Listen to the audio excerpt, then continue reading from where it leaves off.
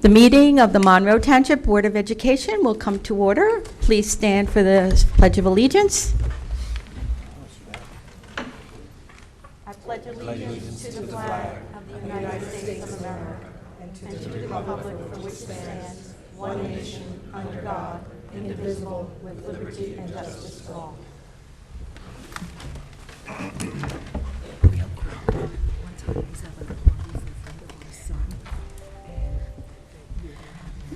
May we have a roll call, Mr. Gorski?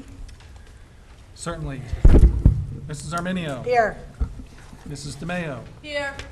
Mrs. Koloponowicz. Here. Mrs. Lang. Here. Mr. Masters.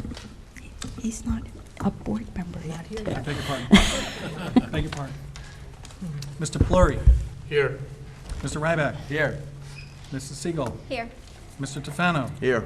And Mr. Retzky. Here. Madam Board President, you have a quorum present this evening. Thank you.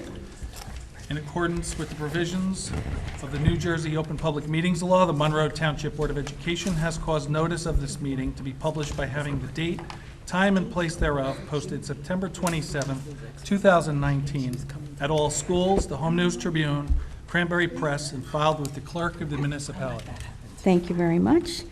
Before we get to the statutory oath, I'd like to let everybody on the public know that we have a new face on our board table today.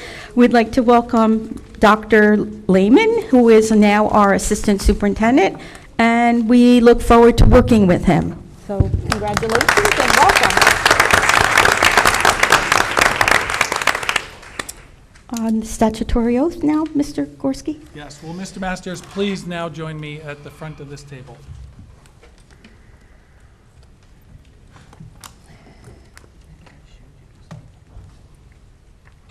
Sorry for premature announcement.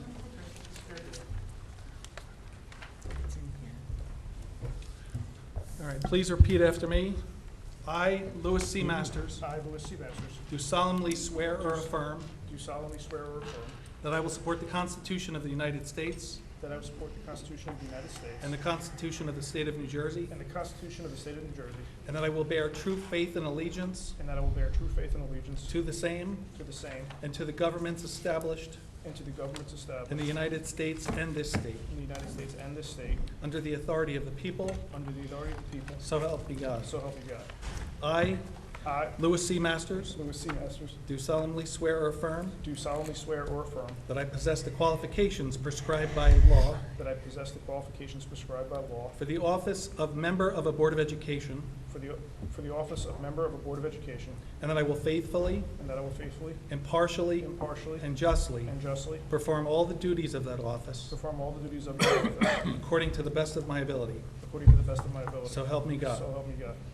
I, I, Louis C. Masters, Louis C. Masters, do solemnly swear or affirm do solemnly swear or affirm and declare and declare that I am not disqualified as a voter that I am not disqualified as a voter pursuant to RS 19:4-1, pursuant to RS 19:4-1, and that I am not disqualified to hold this office and that I am not disqualified to hold this office due to a conviction of crime through a conviction of crime or offense listed in NJSA 18A-12-1. or offense listed in NJSA 18A:12-1. So help me God. So help me God. Congratulations. Thank you.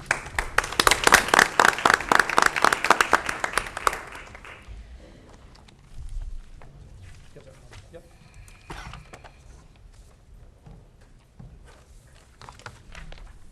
Thank you. There's a nameplate right over here.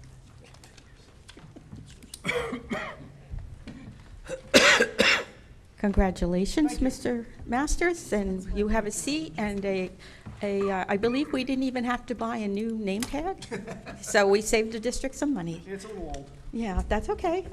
So is mine. So welcome. Thank you. Okay, at this time, we will go to the approval of the minutes for the Public Board of Education meeting of August 21st, 2019. A motion and a second? By Second. Mrs. Lang and Mr. Tofano. Any additions or corrections to the minutes?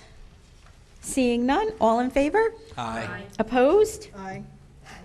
Michelle Arminio is opposed. So noted. Abstain? Mr. Masters is abstaining. Recuse?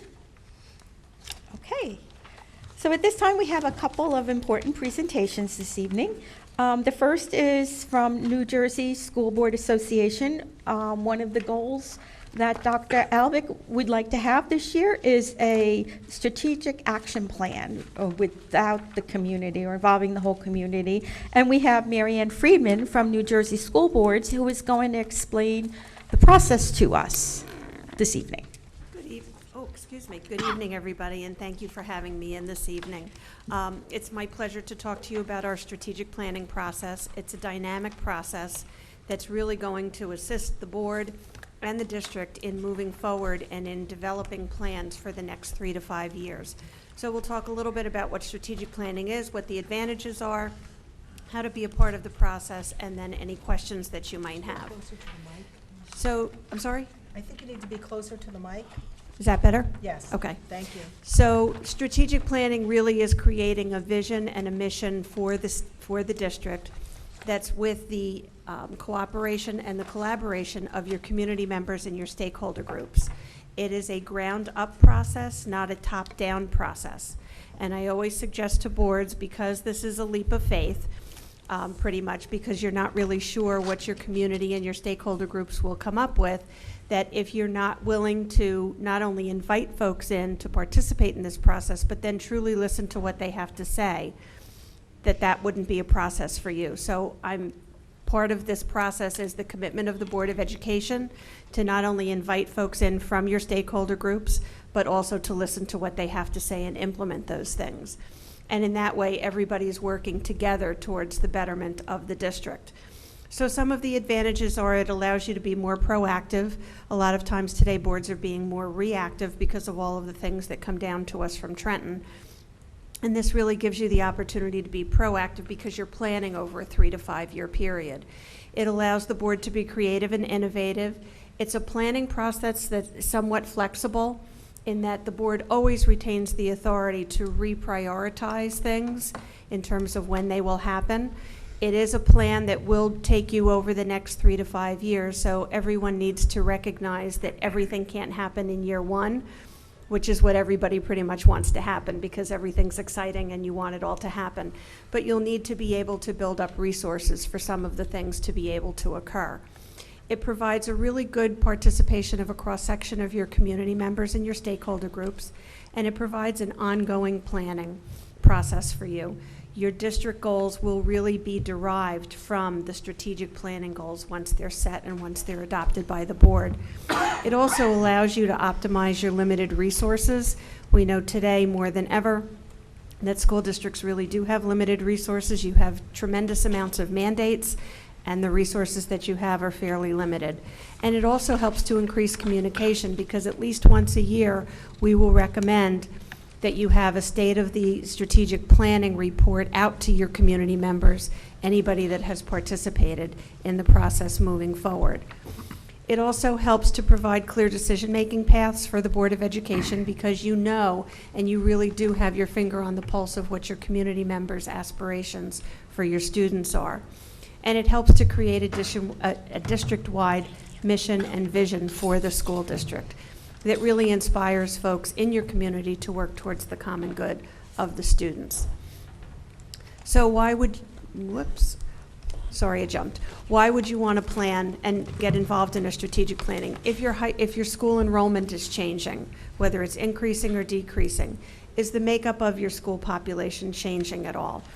Are there more members in your community that do not have children that attend the schools than there are community members who have students that are attending the schools? Are there changes in the family structure in your community? Is the economic structure changing? Are the educational levels of your community members changing? Is there competition for your public schools? Do you have other schools that students and families are wanting their kids to attend? And then is limited funding impacting your ability to enact programs and services for your kids?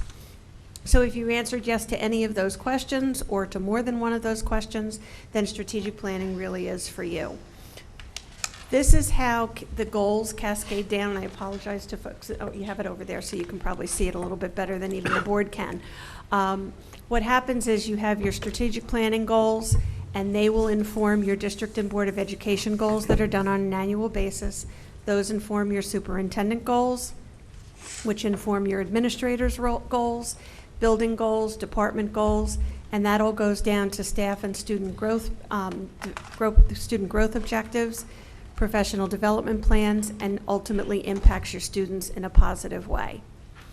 So the components of strategic planning, we have the triangle or the diamond here that really shows the commitment of the Board of Education at the base of the plan and also going all the way up through the plan. And what this will involve is 3 nights over a 3 to 4 month period. We like to have the meetings at least 3 to 4 weeks apart. And the first meeting, there will be a State of the Schools report that's done by the superintendent. And then we'll talk about knowing what the state of the schools are. We'll be able to identify strengths and challenges. The attendees that come, and you don't have to limit this, we advise and recommend being more inclusive than exclusive. They will participate in small groups and then in larger groups. And we have lots of different activities and ways that we split people up so that you're generally not with the same group. If you were with one group, one meeting, you probably will not be with that same group the next meeting, just because it's a very random assignment. Come up with strengths and challenges in small groups, and then each group will come to consensus, and this is a consensus-based process. So it may not be your first choice, but it's something that you can live with and support. And then each small group will report out to the larger group, and we'll get consensus overall and come up with common threads at the end of that first meeting. The second meeting will identify a vision for the district and initiatives that you would like to have focused on the district in the next couple of years, in addition to all the wonderful things that you're already doing here. And I've heard about all the wonderful things you're doing because when I came for goal setting, you had a couple of reports beforehand that were really very impressive. So I know you're already doing great things here. So what would you like to see in addition? We'll end that evening by identifying goal areas that will come to the group at large will come to consensus on. And then at the next meeting, the third and final meeting, we'll develop those goal areas to develop goal statements and objectives for those goals. Once that's completed, everybody, again, you'll work in small groups and report out as a large group. Then the administrative team, Dr. Alvick and the administrative team will take those goal areas and those goal statements and objectives, and we'll come up with action plans for those. Once the action plans are developed, then I'll be able to incorporate those into a final report and come back and present that to the board at the end of the actual plan. And that will start you off then with the plan for the next 3 to 5 years. So a lot of times folks want to know how they can participate. So as I said, this is pretty much a 4-month process once we get started. So you can, participants in the community, family members, community members, we usually suggest that you involve ministerium and also the police department and fire department and any groups that you may have, adult groups in the community. And I can send Dr. Alvick a list of stakeholder groups that we've identified as an association that may be a part. Your sending district, you may invite them in as well. And to attend at least one of the meetings. If they can attend all 3 of the meetings, that's perfect, but they can attend 1, 2, or 3. After each meeting that we have as a group, I'll report out the following day. I'll be able to send the outcomes, a memo with the outcomes of that to Dr. Alvick, and she'll be able to post that onto the website. So anybody who wasn't able to attend meeting 1 but wants to come to meeting 2 will be able to see those outcomes on the website and hit the ground running with meeting 2, and vice versa. Become involved in the schools to the best of your ability and attend board meetings that have updates on the strategic planning process and the strategic planning goals. So what questions might you have? Any of the board members have any questions?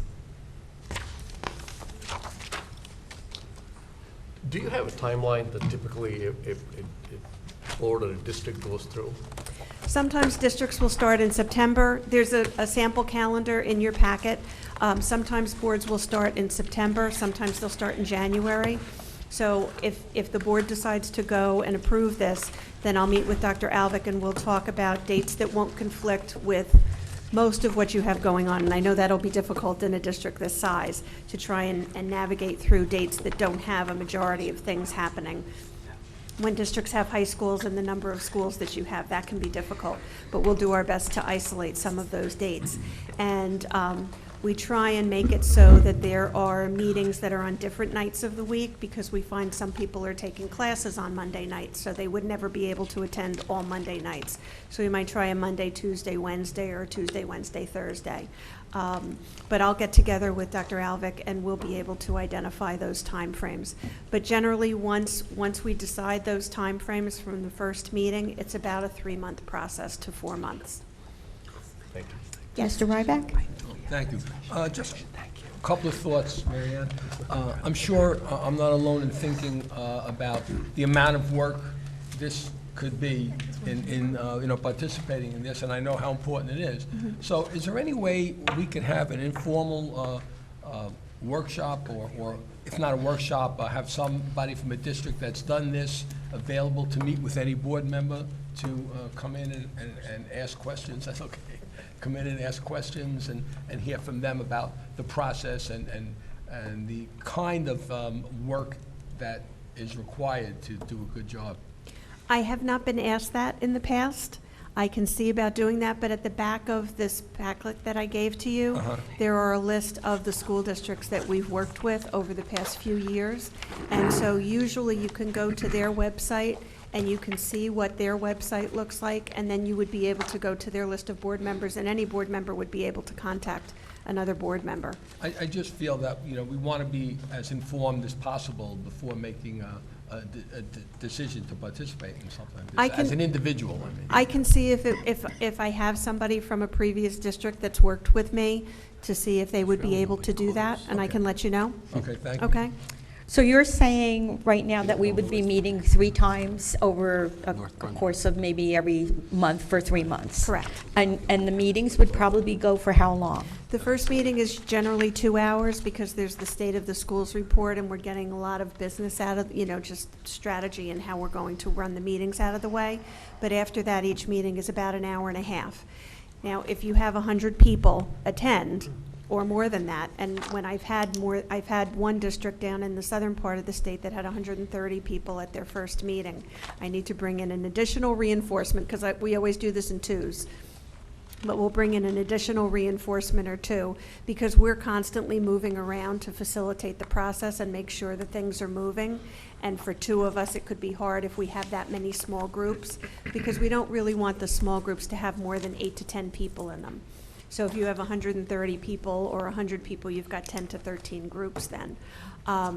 It might take a little bit longer, just because the reporting out process can take a little bit longer, because each group, we're asking them to report out. But generally, I haven't had any meeting go over 2 hours. So at most, it would be 2 hours, 2 hours, and 2 hours. So I would assume it would be the superintendent that would send out an email or an invitation out to the public, asking anyone who wishes to be involved in this process to be involved? Correct. And to notify us, so that we have an idea of who would be coming, how many people would be coming. Correct, and one of the things that I can do is send Dr. Alvick invitation forms, so that she can then, you can tailor them however you would like to. The information is on there. And then those can be sent out along with the stakeholder list, so you see, what stakeholder groups we've identified. There may be some that you haven't thought of. Most of them, I'm sure you have already known, because you've done this before. And then we ask that the district maintain some kind, or have some kind of a registration mechanism, so that we know about how many people will come. Because if we think 60 people are coming and then we have 130, it's a little bit wiggly to navigate that. We can do it, and we'll do whatever we need to do, but I would just ask more of my colleagues to come. Okay. If we have that many people. Any other questions? Okay, it looks like there are no more questions, so. Okay. Thank you. I thank you very much for your attention, and if anybody has any questions, please give me a call. Mr. Ryback, I will certainly look to see if, I finished up with Middlesex Borough earlier this year, so I'll ask if there's anybody who might be able to come to one of your meetings, and then I'll get in touch with you, Ms. I Crowley. appreciate that. Thanks very much. Okay. Well, we look forward to starting this process. It's very Great. exciting. Me too. Thank you. It's a very dynamic process, and we do have a lot of fun. We really do. It's a great process, and it also gives people the opportunity to work together in a way that they don't typically have. parents are able to work with teachers and administrators in a way, because everybody's equal, and it's a level playing field, so nobody's opinion is higher than anybody else's. So people really get to interact in ways that they don't typically get to do that. It's great for a new superintendent to be able to have those interactions too, and you'll probably end up getting more people that want to come because they would want to meet Dr. Alvick as the new superintendent, so that's in your favor as well. But I'm looking forward to working with you guys if you decide to do this. Okay, thank you. Thank you.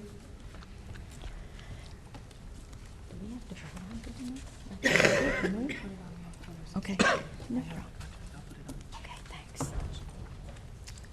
Okay, so at this time, we have a budget philosophy discussion that I will ask Dr. Alvick and Mr. Gorski to hand.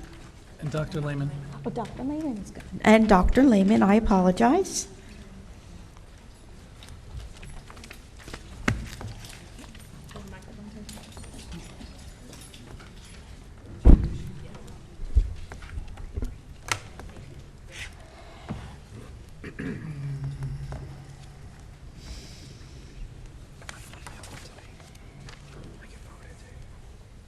Hey, good evening. So we are here this evening to talk to you about budget philosophy. So this basically kicks off our budget cycle and our process for the 2020-2021 school year. Whoops. So as always, I want to thank the Board of Education for all of their support as we're moving through this process, and hopefully we'll continue to do this and to continue to move forward with our budget. So what is a budget philosophy? So basically, this is the district establishing the annual school budget and the creation of a framework for this for the budget for the school year. It will give the administration the guidance as we move forward and make decisions about the budget for the following school year. And I will read this to you because I think this is really important. I don't usually like to read off slides. The philosophy of establishing the annual school budget should entail the creation of a framework for a budget that supports a democratic plan of appropriate funding for the implementation of educational programs so that students may develop and learn from quality experiences based on educationally sound and fiscally prudent planning. A solid financial base is paramount to ensuring that the school district will be able to meet the responsibility of preparing our students for an increasingly competitive environment. And the budget philosophy stage should be macro-focused. This is an important piece. Macro-focused rather than micro-focused, as much more refinement will be required and implemented in the future through the rigorous budget process. So this is just a main overview of what our appropriations are, our revenues are, and our needs are for the upcoming school year. We have not gone through the budget defense rounds or the budget process yet, so this is a macro view for the district. Thank you, Dr. Alvick. First, I'd like to say what a pleasure it was putting together the budget philosophy information with Dr. Alvick and Dr. Lehman.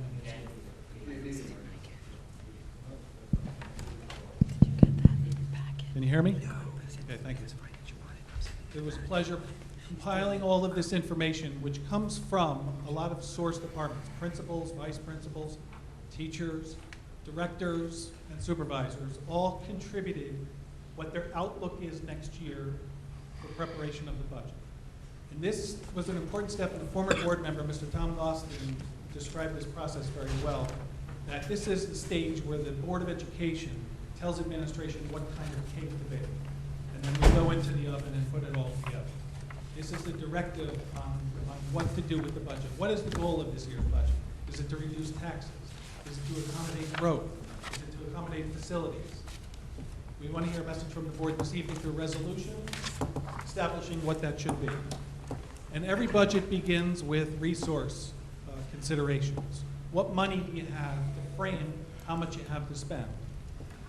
Last year, we received just under $6 million in state aid, which was only 4.4% of all revenues. Now, S2 is known as the pathway to full funding, benefits Monroe, where a lot of other school districts are losing funding. It is projected that Monroe will receive an additional $400,000 for the 2021 budget year. Now, we've said ad nauseum at the Advocacy Committee meeting, even full funding for this district, when this plan is fully implemented in 5 years, is unsatisfactory to this district. We will never reach the goal of where we have to be. We need a new funding formula, and we've already started lobbying for that in the appropriate places. But we'll take what we can get in the meantime and squeeze what we can out of a tired, antiquated formula. We're very proud of our proprietary funds here, particularly Falcon Care and Early Childhood Enrichment. These funds are combined, making about $600,000 every year, which is unrestricted money that the board has the liberty to transfer into any appropriation line item they choose. Once again, with the 2021 budget, we asked the board to consider harvesting another $600,000 of retained earnings from this fund to help offset generally the costs of growth, curriculum needs, facility needs that we'll outline later. And Jamesburg sends their high school students to Monroe, as was directed by court order. We have a tuition agreement between the districts. Jamesburg is actually overpaying their actual tuition charge every year through the budget, and that is paying down the debt that exists currently. Jamesburg's fees for tuition and transportation are approximately 3.3% of all general fund revenues.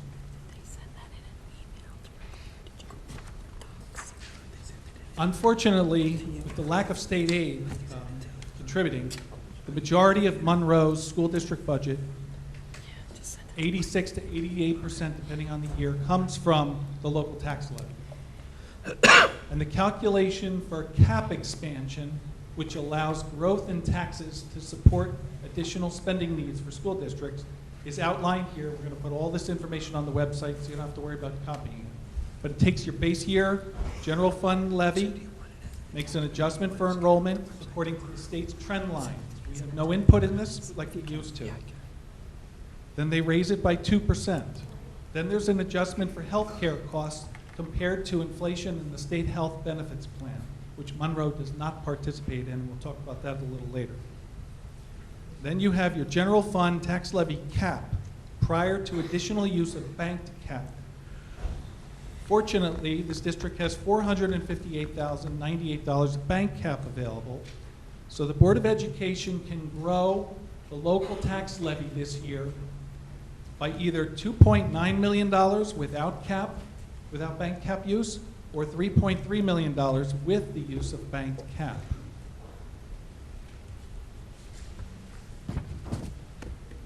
Another important revenue consideration in the budget is excess surplus. This is the savings of prior year budgets that carries over as a revenue source 2 years later. Unfortunately, due to the effects of growth and facilities and security infrastructure, but mainly because of enrollment growth, this district has consumed $1.7 million of excess surplus, which causes a deficit of that amount applying to this year. So all things staying the same, we're starting off the budget with $1.7 million less revenue than we had last year.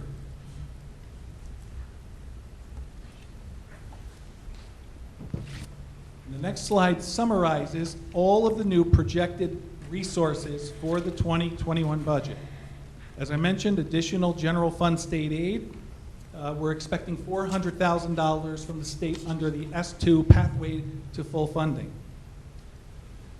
Additional general fund levy, we're recommending to go to cap and use bank cap of $3.3 million of growth with the tax levy. The depletion of excess surplus is a negative to this equation. So the total net projected budget resources is only $2 million. That is the most that we can squeeze out of next year's budget outside of any unforeseen revenues, $2 million. As we all know, one of our challenges is our student enrollment figures. So the data that you see here on the slide is the October 15th data. Every school district in New Jersey has to report out on October 15th all of the students that are currently in that building, currently in our buildings, in our school district. So you have all of the data starting back from 2011, 2012 school year, October 15th of 2011.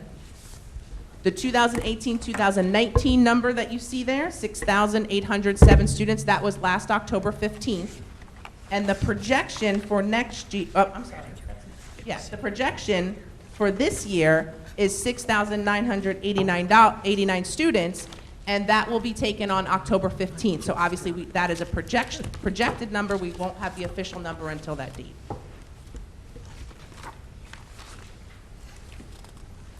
This district will likely break 7,000 students this year, which is a milestone.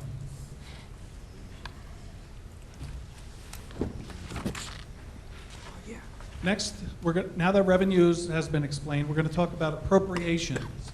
What spending is anticipated for next year? And this was a lot of effort from, again, the principals, the assistant principals, supervisors, directors, Dr. Alvick and Dr. Lehman, to go through the district and ask everyone to anticipate what you could need next year.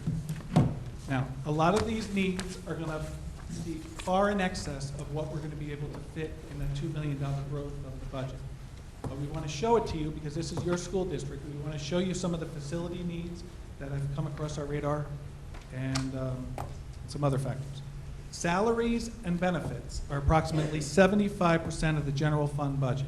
Schools are a very labor-intensive organization. That's no surprise. Aggregate district salaries are approximately $65 million.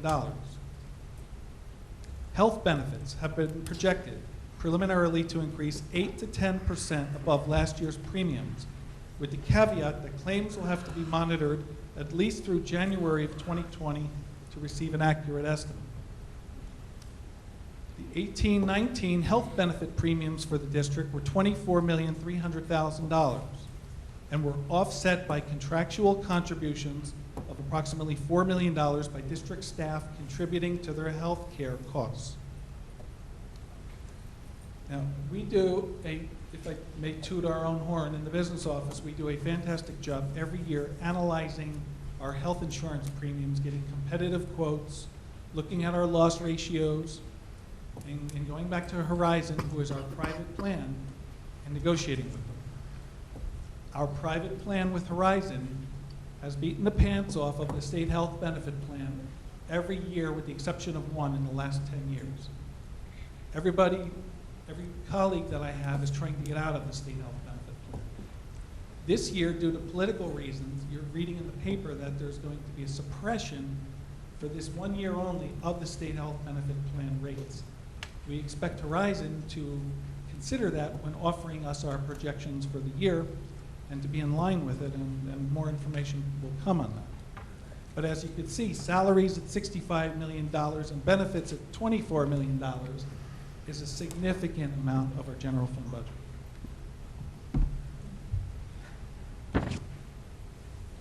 So as we move forward into the next series of slides, one way to think of what we're about to see is this is our to-do list.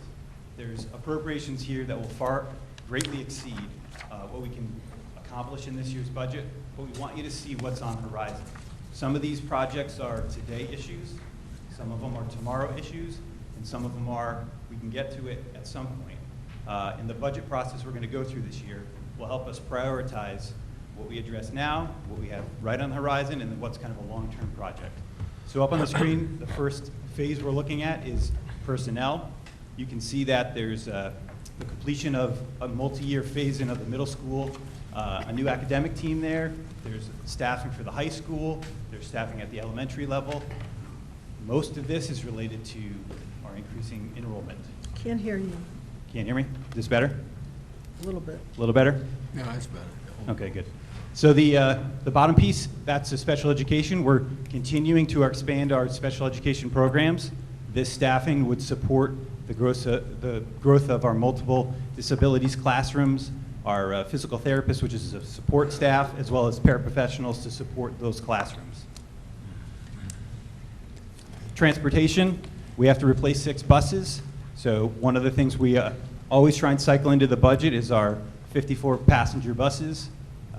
We're hopefully budgeting for 2 lift vans that addresses our special needs students. They have some unique transportation requirements, and this will allow us to bring some of that contracted bus routing back into the district We much prefer to use our own drivers. We can communicate with them, we can solve problems with them much more effectively than when dealing with contractors. Technology, there's a range of technology appropriations here, everything from increasing our security. We have CrowdStrike up there. That's a service that we would kind of implement to prevent us or help us fend off ransomware, malware, antivirus software. We're also looking to expand and refresh some of the technology for the staff at the high school and middle school. Hunter Technology, that's a reunification program, reunification software. In a worst case scenario, if we have to bring the staff together and reunite students with parents after something happened, that's a critical piece of technology that would assist us in doing that effectively. The next few slides, and I'm not going to go over everything on this, these are our facilities needs. And as you'll see, there's some items in here that are multi-million-dollar projects. Those would be things that we have to look at through potentially other avenues, but it's important to have this front and center so we can see what's ahead of us and we can plan as we go through the ad hoc committee process as well as the budget process. We know what's in front of us. A couple of the things on here, the synthetic turf and running track. We were at the homecoming football game. It was absolutely jamming there. We need to look at more seating, a larger area for the crowds. The field and the running track are safe, but that's the replacement of that is coming up extremely quickly, and that's a large ticket item that we need to plan for. We also have pretty much projects for every school. Mill Lake, the middle school, playground equipment. As we continue to grow, we're trying to address bus pickup and bus drop-off at different schools. You can see here Oak Tree. One of the things we're trying to look at is how do we fit more buses at Oak Tree School? Do we have to extend sidewalks so students can get on and get off the buses safely? Brookside, we have some worn carpeting. That's just a wear and tear issue. Traditional building maintenance pieces. The high school, again, maintenance in our industrial arts equipment.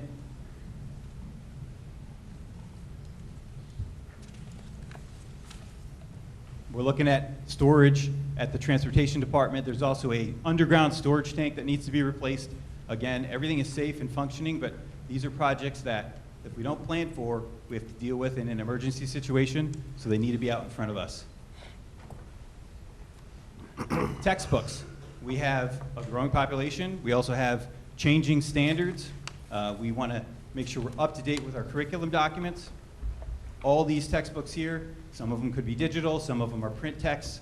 As we go through the acquisition process, that will kind of be narrowed down, but these are definitely priority issues for us as we try and stay competitive with our high school classes.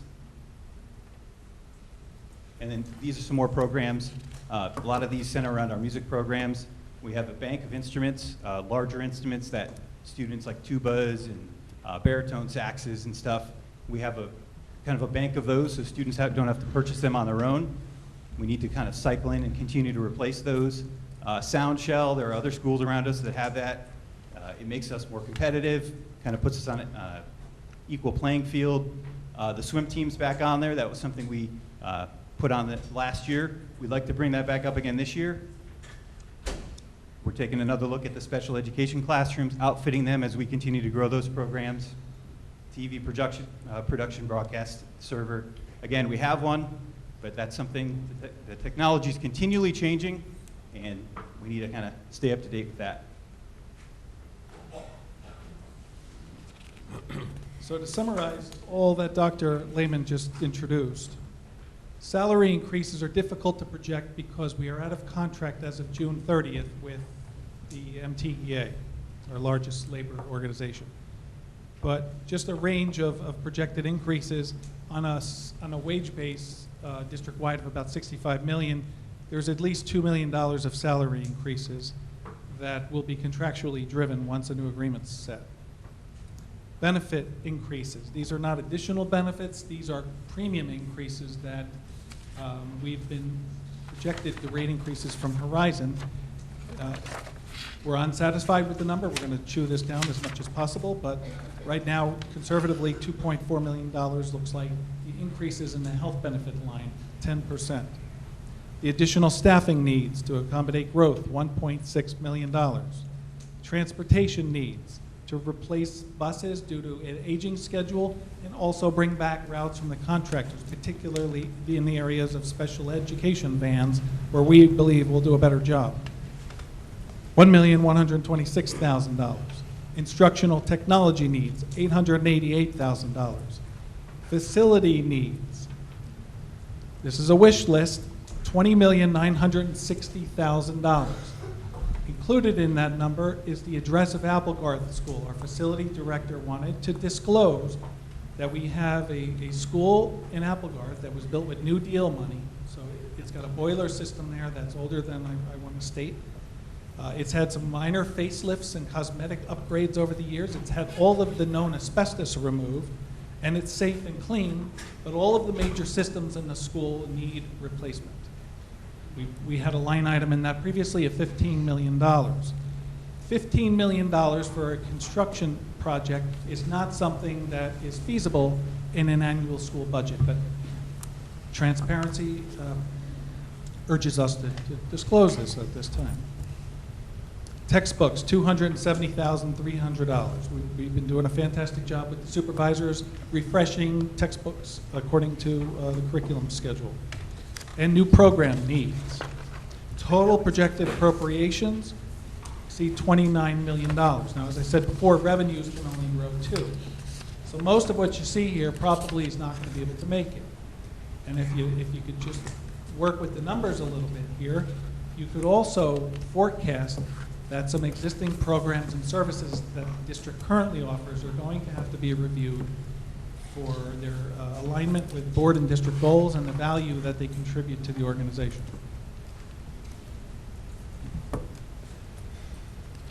So one of our favorite slides for the budget philosophy is our accomplishments and things that we've done. So even with the constraints of the budget and with the constraints of growing enrollment, we are continually increasing our graduation rate. Our graduation rate last June was 97%.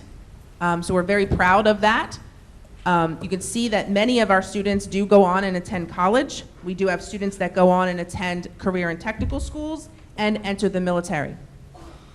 So we're very proud of our students and proud of our high school graduation rate. As you heard last month, we have very high AP scores, and we're continuing to look at those and move forward. So you can see there, we had 86% of our students taking the AP tests scoring a 3 or better. And our average scores on SATs are always higher, much higher than the state average. So this is something that we're very proud of, even with the constraints of the budget. And it's due to all of the hard work of our administration, our teachers, our students, and our parents. Next, now that you've projected the revenues and appropriations, how does this come into play with the tax consequence of all this? One of the major variables in calculating the tax rate is ratables, the ratable base throughout town. This is the valuation of all property throughout town, which is how the general fund tax levy and the debt service tax levy combined are shared. The monies needed to support the schools every year are amortized through the community in the form of taxes based on property valuations. This district is growing. We're picking up additional ratables every year. And the projection now is that ratables will increase 1.5%. That's extremely favorable from a tax consequence standpoint, because as there's more businesses and homeowners sharing in the tax levy, everybody's individual rate goes down. My first year as BA here, I mentioned this before, we had a $75 million decrease in ratables, and it was equivalent to a 5.5-cent increase in the budget without increasing appropriations by $1. So this is a very important factor. We have a tailwind this year, fortunately, with increasing ratables still. Of course, there's another side of this coin, and that's that you've got to deal with the infrastructure and the effects on schools with growth. But as far as the tax rate, it's favorable. Doctor, I'm sorry. There's one more thing I would like to mention with appropriations. One of the areas that we've done extremely well on is consolidating and eliminating administrative costs. With last year's budget, we presented to you that our per pupil administrative costs, and this is not our information, it comes from the State of New Jersey Taxpayer Guide to Educational Spending. And if you're not familiar with that report, I suggest Googling it because there is a plethora of information in there to evaluate how efficiently your school district is running. $1,555 per pupil we spent on administrative costs. That's far below the state average of $1,619 and the state median of $1,674 for a district with 3,500 plus students. So we are far below, and this is from 2018. The 19 report was released, and that's extremely favorable. We're getting even more efficient. We're saving that surprise for the tentative budget resolution.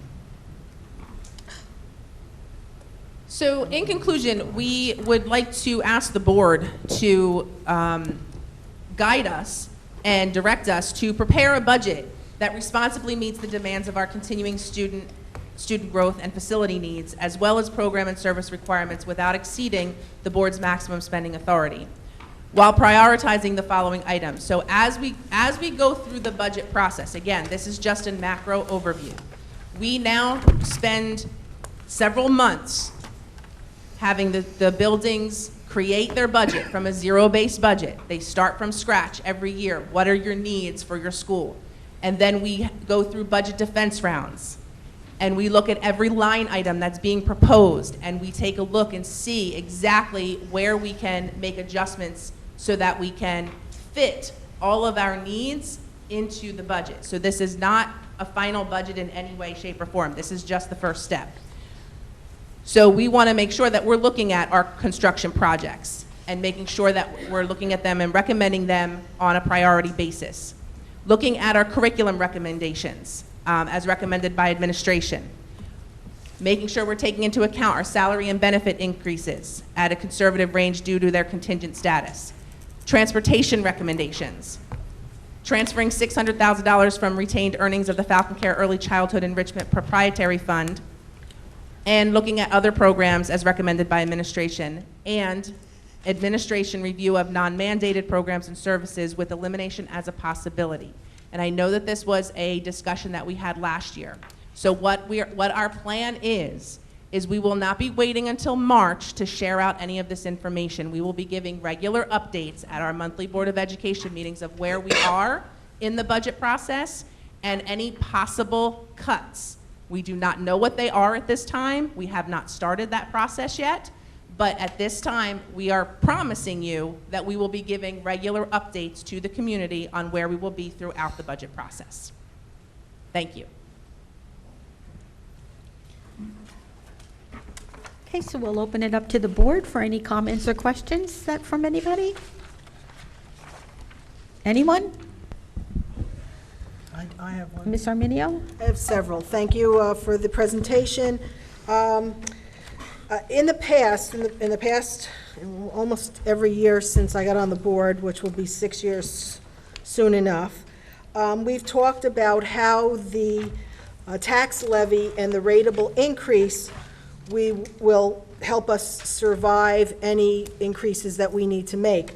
But that doesn't seem to be the case.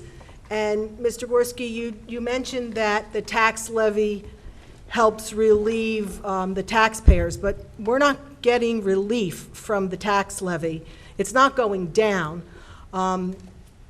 It may help us not go higher, but the ratables don't seem to be compensating for the growth that we need to have. So everybody's taxes, I think, we don't need a show of hands, but I bet everybody's taxes in this room who lives in Monroe have gone up considerably over the years. And, you know, the township, from their tax bill that they gave out in one of their council meetings, was, you know, they bragged about not having their budget go up. But our budget has gone up. We've gotten, unfortunately, we've gotten the blame for the tax raises. But we know that 100% of all of the building and the construction comes from the township council and everything. So the tax levy has not really benefited our cost rises, it seems to me. I'm not an economist, and it's just that, like I said, everybody in this room's taxes have gone up. So, Madam, may I elaborate on that briefly? With regard to the rateable presentation, picture, if you will, a fixed and finite spending amount, like a rental of a movie. If we go on Netflix and we rent a movie and we spend $15, that's a fixed amount, just like our capped budget and our capped general fund tax levy. Every year, it's a finite amount of money. We can't grow it beyond, and that has to get shared through the community. In this example, that would be like viewers coming to watch the Netflix movie in your parlor. The more people that come to watch the movie share the cost, and everybody's individual rate goes down. That's the effect that growing ratables has in the suppression of the tax rate. But to your point, that taxes are still going up, even though more people are sharing in it, that is valid. School costs, as we projected here, have a great deal of facility needs, staff to accommodate students. We have trailer rental costs that were identified in the slides. And we had a gentleman come to the public forum years back and say, a lot of businesses are introducing zero spending increases this year. Why can't you do it? Well, the reason we can't do it is because we're picking up hundreds of new students every year. Our facilities are not in a stagnant state. They constantly need address. Transportation vehicles are aging out, and our costs are ever increasing here at the school district. Thank you for that, and that is something I totally agree with you for. My point was that when there's no comfort in saying our ratables are going to help us, because they're not. And to use your example, if everybody pays you use Netflix, or everybody goes to the movies and pays the same cost to go to the movies, well, that's fine, everybody pays the same, but the ratables are not the same for everybody. We are not getting the same value of ratables as perhaps we've had in the past. And the increase in population, let's face it, the municipalities, our cost is really dependent on population. And the population is far exceeds, based on higher densities, smaller houses. It's not a corollary. And I'm just saying that we really can't find comfort so much that the ratables are going to satisfy us. So I think we still need to be cognizant when we do our budget philosophy that there's not really a pot of gold at the end of that ratable rainbow. Mr. Ryback? Just a couple of things also. Just to, I guess, make it very simple, we talk about ratables and amount of new development coming in. It costs so much money to educate each child here. So I doubt very much if the amount of tax revenue we get from every unit is enough to cover 2 or 3 students. Of course. They could be paying $8,000, I'm just picking a number I've had, for a unit, and they can have 3 kids. And in no way does that $8,000, or the portion of it that goes to education, pay for the students. Just yesterday, I was talking to a bunch of seniors, friends of mine, who were very angry at the amount of money they're paying in taxes. And one of the things they wanted was, well, why can't seniors get a break on their taxes? Of course, we can't do that. That's a state issue. But I think that's something that maybe we need to push for, if that's possible on the state level, is seeing what they could do to, and how they fund education. And maybe they have to not just change a formula, which is what I'm advocating for, but actually take a look at changing the whole system, the way they are getting taxes in general and how they divvy it out. Madam, just very briefly on Mr. Ryback's comment. Years back, the district did introduce our own in-house legislation, which was S-1701 at the time. Superintendent tasked us with coming up with legislation to help Monroe state aid formula. And it was that angle that we took. Yes. By saying if a district has greater than 1/3 senior population 65 years or older, the state should fully fund the formula back then, which I they remember weren't that. doing even to the extent they're doing now. Right. It got some traction. It was sponsored by legislators, but never Never came got to out of fruition, and committee. required a governor's signature anyway, which wasn't going to happen. But And But didn't that- we have a whole contingent of residents and school board members? I remember we did. taking a It bus. was a beautiful thing. We took buses down and to you were Trenton, speaking and and, we got uh, out of committee with the legislation, which was the first hurdle we faced. And Right. But now the topic is still alive. Senior supplemental stabilization aid is still in the funding formula, although it's not funded. It could offer relief to seniors by offering an additional amount per pupil of state aid for senior populations who are greater than 1/3 of your census.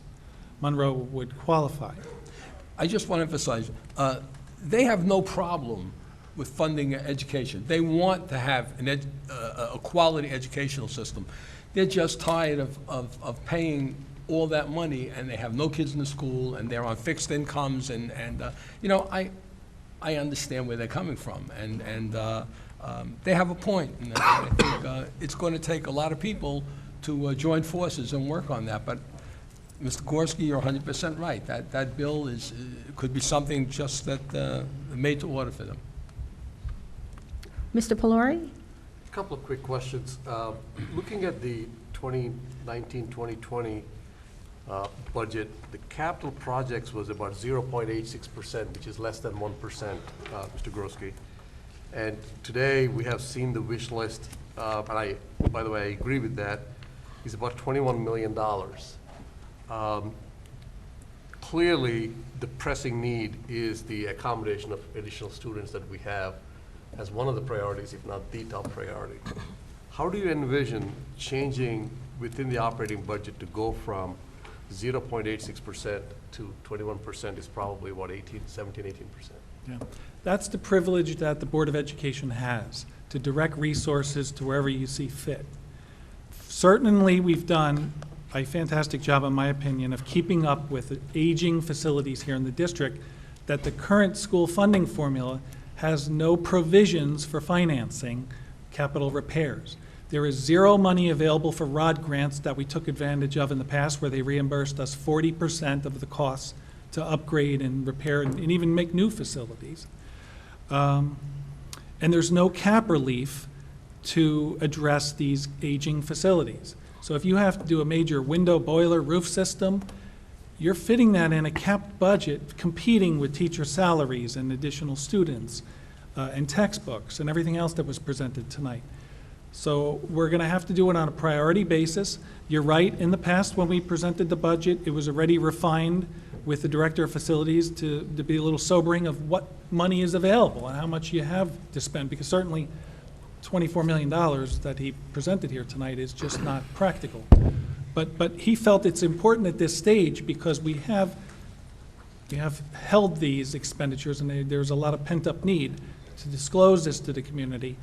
But other than hoping that we have ROD grants or couple some of these projects with future referendum, there is no solution.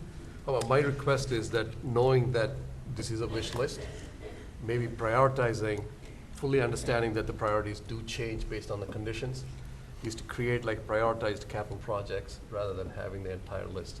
My last question is that you mentioned that the Teachers Association contract negotiation ends in June. When do we start the negotiations so that we don't have the same situation that we had where the teachers were working without a contract for quite some time? We have not received a request to negotiate yet, which is the first step of negotiations from the teachers union.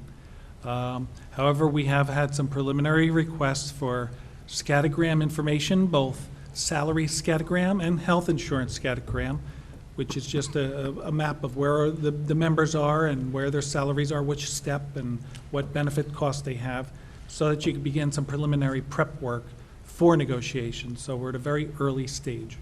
Thank you. Yeah, it's been in the past that we've started negotiations after the new year, and they come to us and they request to go into the start of negotiations, and then we go with that. Mrs. Lang? Mr. Gorski, I have a question about the referendum and capital improvement Talk into projects, the mic. I'm sorry, and the work that we need to do on our schools to maintain them and things like that. I've had the impression that a lot of school districts put off maintaining their buildings and updating their buildings and taking care of all of that and keep it out of their budget, and then hope and pray that they will pass a referendum and then repair their buildings that way. I think they just did that in Toms River and other districts, and I was reading recently that there's something like $184 million in repair referendums up for vote in this next election cycle. Can you explain our philosophy just a little bit? Because I think it's really important that we understand that our buildings are top-notch and the way that we've addressed it. Because I think I'm always amazed when I go to our meetings and we're hearing school districts tell us, oh, we have to get all new lights for, you know, the gym, and but we're going to put it off another year, or there's a hole in our roof and we're going to put it off another year. So I just, you know, I just trying to understand that a little bit better. Just briefly, because we could talk about this topic for a whole BGT committee meeting, but there was a Key Post magazine article called the School Fiscal Cliff, and it had to do with kicking the facility can down the road with repairs and capital upgrades, because the school funding formula and the annual budget is not designed to accommodate or allow room for capital projects and expansion. There is just no room, especially when your budget's capped. There's no state aid to help you. That said, this district has always been very responsible to the taxpayers who paid for these schools to upgrade them and maintain them over time. If you look at all of the essential systems of our schools, they are all properly maintained every year. Filters are changed, broken things are fixed, and our schools, in my opinion, are among the best that I've seen. We've visited a lot of school districts looking at offers to you know, take some of our students and things like that. And what I see is no nets and basketball nets, and I see just problems everywhere I look. You come into our schools when they reopen in September, every floor shines. Our in-house custodial staff, through the direction of Mr. Tague, do an incredible job. And I think we are the best of all the public schools in the area when it comes to the quality and state of our facilities. That doesn't say that some schools like Applegate that were built with New Deal money need major infrastructure replacements and upgrades already, or perhaps a raising and a new structure performed if it's more cost efficient. Because like an old car, when you're talking about replacing an engine, a transmission, a drivetrain, the roof's still leaking, radiator's broke, where do you start? And when you fix the radiator, you still have everything else waiting for you. So if you abandon the car at some part of the process, was that wasted investment? All of these are difficult decisions that administration is going to be looking at going forward.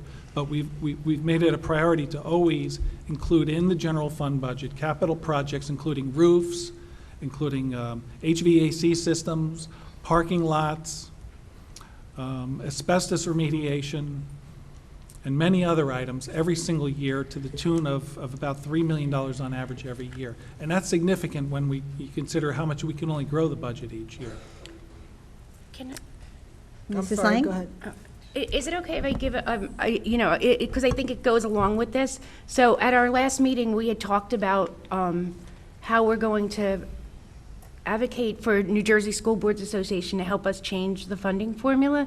And one of the things that they did agree to look into to see if they would be willing is to recognize districts that do take care of their facility problems within house without going to referendum as getting that back in, you had said the ROD grants, getting that back restored into the budget. So we, though I will tell you we're not presenting anything at this delegate assembly, we really did catch the ear of New Jersey School Boards Association, and they're willing to work with us to identify things that need to be changed in the funding formula. We couldn't get them to agree 100% to fighting for a new funding formula simply because the fear of going back into the Abbott lawsuits that took 8+ years to get everything settled before the state Supreme Court agreed to a fair that this was a good funding formula. But we really made some headways in getting them to agree to look into what changes need to be made, recognizing our senior population and doing something in funding where we would actually get more funding based on the numbers of seniors, because they were blown away when I explained to them we have over 62% of our community is senior citizens, and they were living in their developments. And Mr. Ryback and I spent a long time with them that day, and they were very open to, they were very open to listening to us. So we made headway with changes for having them, and they're considering these advocacy platforms, so they have to come back to us. But changes in the financing through senior citizens, changing and rewarding districts that are fiscally responsible and especially taking care of their facilities within their means, definitely changing how districts are recognized when their student populations are changing, because they were blown away when we gave them our numbers and we showed them exactly what was happening to us in terms of the change in our student population. And there was a couple of other things, but I just thought this might be a good place to share that with you guys. Certainly, thank you, Mrs. Lang, for your advocacy at the school board's level for our facilities, you know. Anyone else? Mr. Mayo? Can I ask Patty a question? Sure. It's my understanding that the delegates at the delegate assembly put questions forth to be voted on by the delegates that ask the New Jersey school boards to do something. Mm-hmm. So how could they, if you brought that question to the delegates to ask them to advocate more for funding?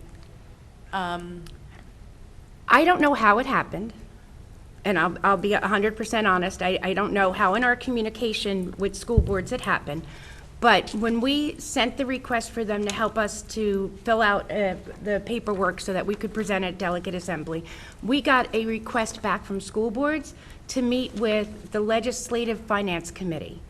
And it was almost like a step ahead of the game.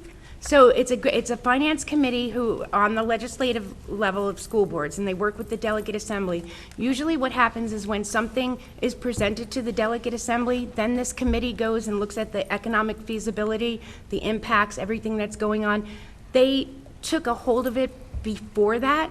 So, and the way that they presented it to us was so that they could help us develop something that's really going to get traction, and it's going to get the support of other school districts around the state. New Jersey school boards has never advocated for more funding. No, so it sounds to me like they're trying to subvert what you're doing. No, I think what they're trying to do, Jill, is trying to get us to move away from asking for a new funding formula because they're really afraid of that big, long fight. So it's a slow and easy, it's like a slow step process to get them to see at a different level. For them to sit there and say they agree that there's changes that need to be made to the funding formula, that the funding formula is not working, I don't think we've heard them say even that much. So it's a different process, but I'm going to be hopefully optimistic and cross my fingers that we've made some headway. And, just to even be sitting at that table and having the people who are making those decisions listening to us and actually listening to, I think it's one of the first times that they've sat and listened to the exact plight of Monroe Township and having it heard, and their willingness to help us work through that process. Was it just you guys there? No, that was Or were a the whole other schools committee. there? Yep. It was, okay. And All right. the committee people were all in agreement. Okay. And the biggest fear for them is the fact that if they just advocate right now to throw out the funding formula, then that whole process of the fight that the districts were in for over 8 years with the state and the Educational Law Center that led to the Abbott District's development is going to start all over again. And I think that's their biggest reluctance to just But throw out they've the never formula. even advocated for just more funding.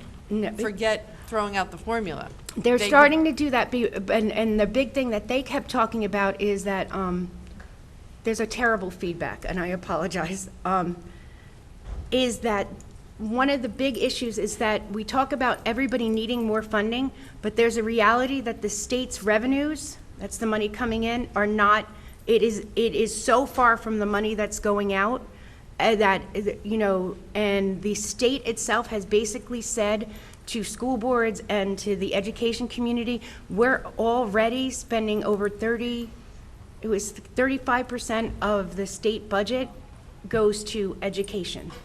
So there's a lot of changes that have to be made. And unfortunately, we have the ear of our legislators, but other legislators around the state, they don't care about Monroe. And that's, to make some of those changes. We talked about impact fees and everything. So it was a productive meeting. Can I just Mr. clarify one Fryback? thing? Yes, I know, Jill, you asked about other representatives. The districts other than ours were members of that finance committee. Patty and I were the invited guests, so that was very good. But yes, you touched on something that we've been fighting for, obviously more money, fighting for a new formula, and fighting for impact fees. There aren't too many people there that are behind impact fees, which bothers me, because that's something that we've been fighting for years now.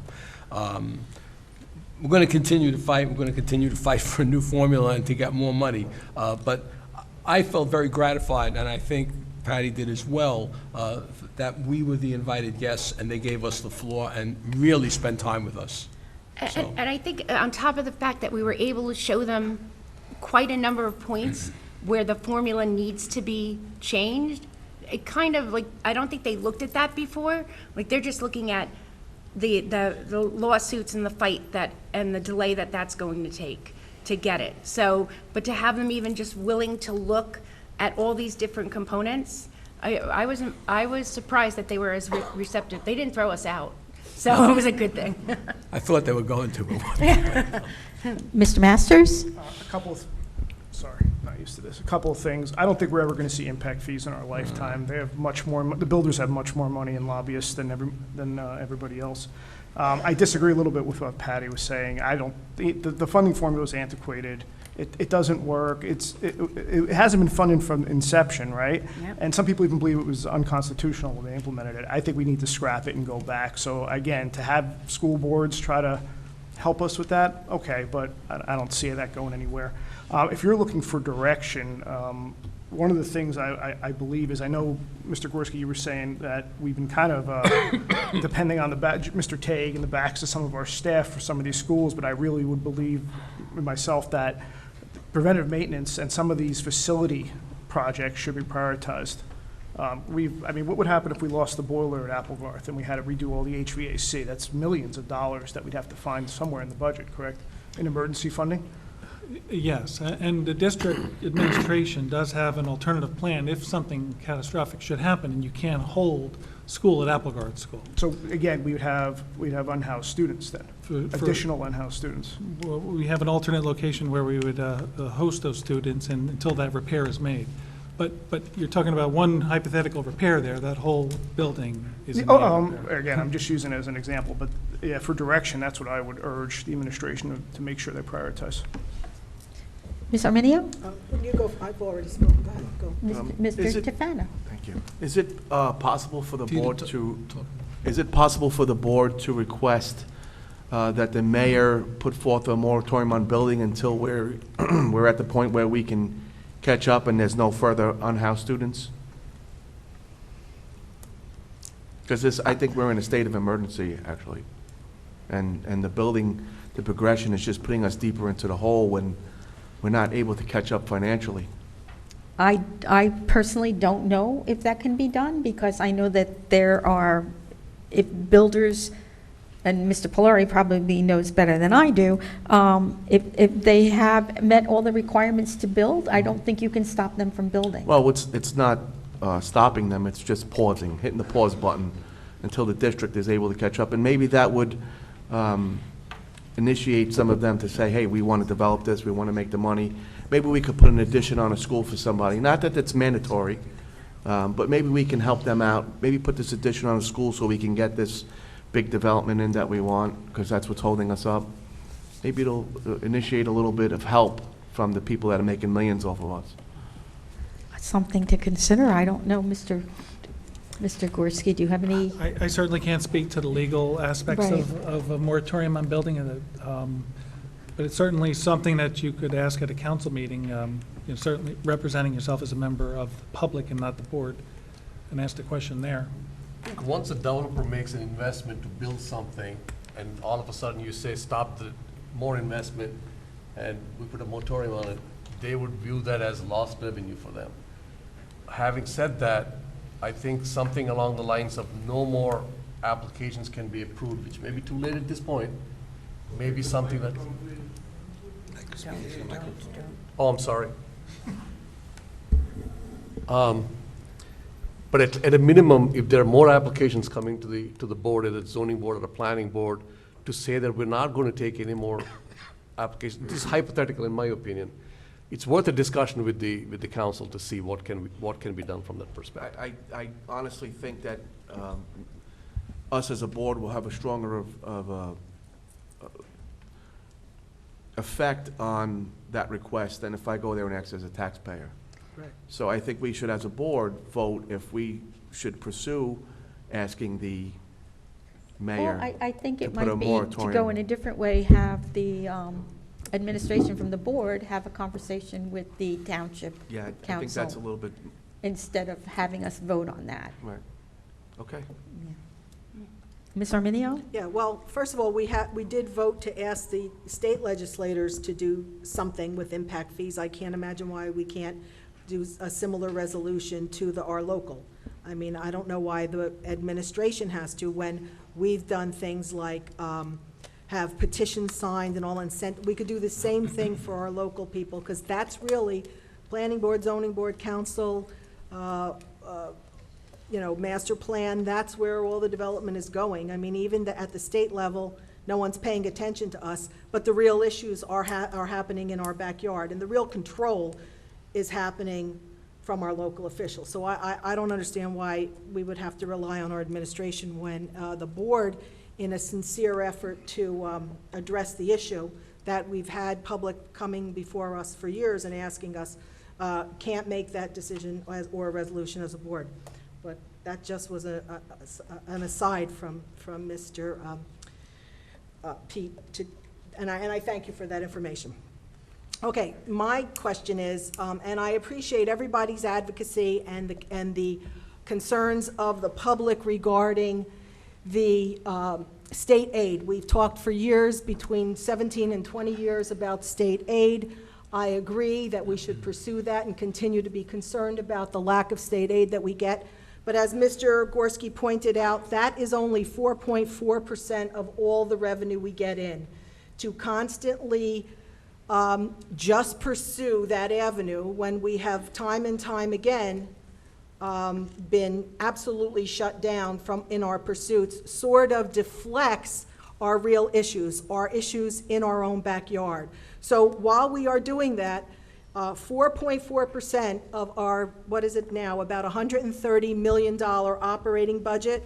I mean, the public needs to know that we have a $130 million operating budget. What do we go through between 10 million and $12 million a month to operate our schools?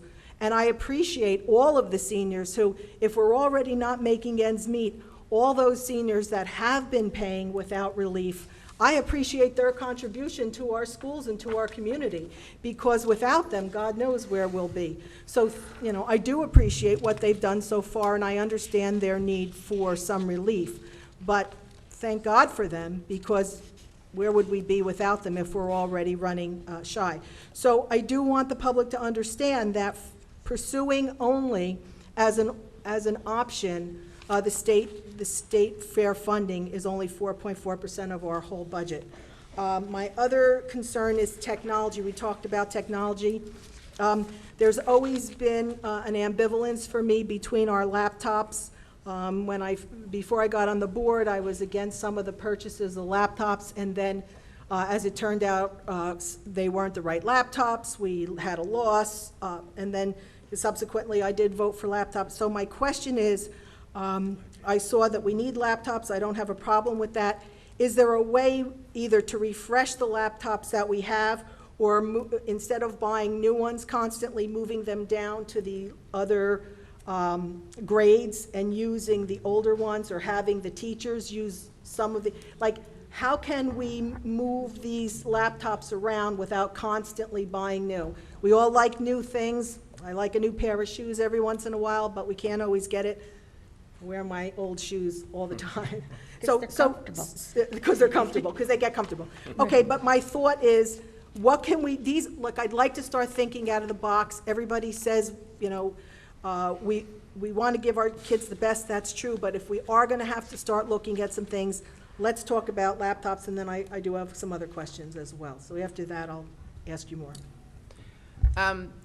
Unfortunately, technology is almost a product that after a few years, it doesn't work anymore. What about for the lower grades, though? We utilize our laptops and we actually use Chromebooks at the lower grades. Yeah, okay. Because the teachers have laptops, which we have to be on a cycle to refresh. But at the elementary level and the middle school level, we're really using Chromebooks, which are much cheaper because they're cloud-based. So they don't have all of the memory that they need. Teachers are different, but for our students, we do the Chromebooks. And have we had any reports? I mean, we keep asking for reports, and sometimes we get them, sometimes we don't, of the efficacy of the laptops, of if they have really helped our children move forward. You know, the utilization of these laptops, have they worked? Do we have the right software? Are we buying the right software for these laptops? Should we get a report on a regular basis, especially if the technology moves so fast? Can the board and the parents actually either be surveyed, I'd like maybe sometimes the parents and the teachers to be surveyed to see what their opinion is. They're surveyed, the teachers are surveyed every single year. Okay. We look at our purchasing software every single year. What are we looking at? What are we doing? We actually have done it through curriculum committee, so it has been shared with the board through the curriculum committee. So it is something that we've looked at every single year. We do not just buy things to buy things. In fact, we had a couple of parents that I know I heard from in September, because we did stop using one piece of software because we were duplicating it with something better that they weren't aware of. So we also communicate out to parents through Genesis of what their children can log into with all their passwords and things like that. So parents we do share that information with parents. It is something that is looked at every year. It is not just refreshed to be refreshed. We make sure that we're using it. We look at utilization records of how all of the technology is being used, and if we find a software product that is no longer being used in the classroom or being used by very few teachers, we look and see if there's another option for it, and we don't renew that. So that is something that is an ongoing process through our technology department. Ryan Tolboom was our former educational technology facilitator. He really took charge of that over the last few years, and we've really streamlined a lot of what we do with that. So that is something that's an ongoing process. Okay. And still in the technology realm, we've had 2 breaches in the last few months in the technology. Did we ever get a report as to the finale of that? Or Madam, we do not have a report, and I just want to respectfully remind the committee that we're looking at a really macro picture here with regard to the budget philosophy. It's identifying the need for $30 million of appropriations, $2 million of limited in revenue growth, and a resolution on how to approach the budget for there. We do not have a report yet from CrowdStrike, but that's respectfully beyond the scope of the budget philosophy. And just one other point that I want to address. Although currently our revenues from the state are only 4.4% of total revenues for our district, there are many other school districts getting 20% of their district's revenues paid for by the state, 30%, 50%, 70%, up to 90%. Absolutely. So even at full funding, our 4.4% may only grow to 7 or 8%. We need a new funding formula, and we've been saying this, we've been studying this at the Educational Advocacy Committee. We're hoping that sometime in the very near future that the residents join with us and pressuring everybody for a new funding formula, one that's Monroe-centric for once. Also at the Educational Advocacy Committee, we haven't abandoned the concept of suing the state. Right.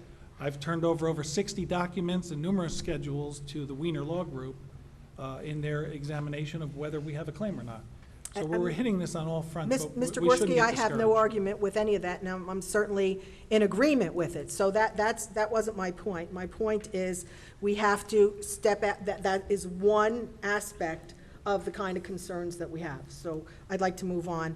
The Oak Tree sidewalk, and I would respectfully disagree that We're talking about a budget philosophy, and sometimes we have to talk about the small things as well as the macro things.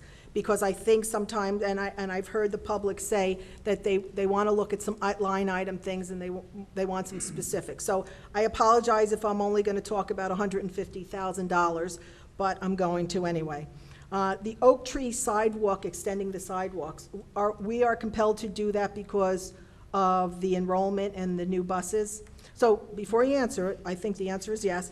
My question is this not one of the things we can go to the township for and ask them to give us $150,000 for the sidewalks, Madam, since they weren't built before? With this presentation, we wanted to disclose the need for sidewalks. Okay. It is not only because of growing enrollment, but it's more so to allow more walkers through the neighborhood to minimize the Right. stress on the transportation component, to create safer pathways.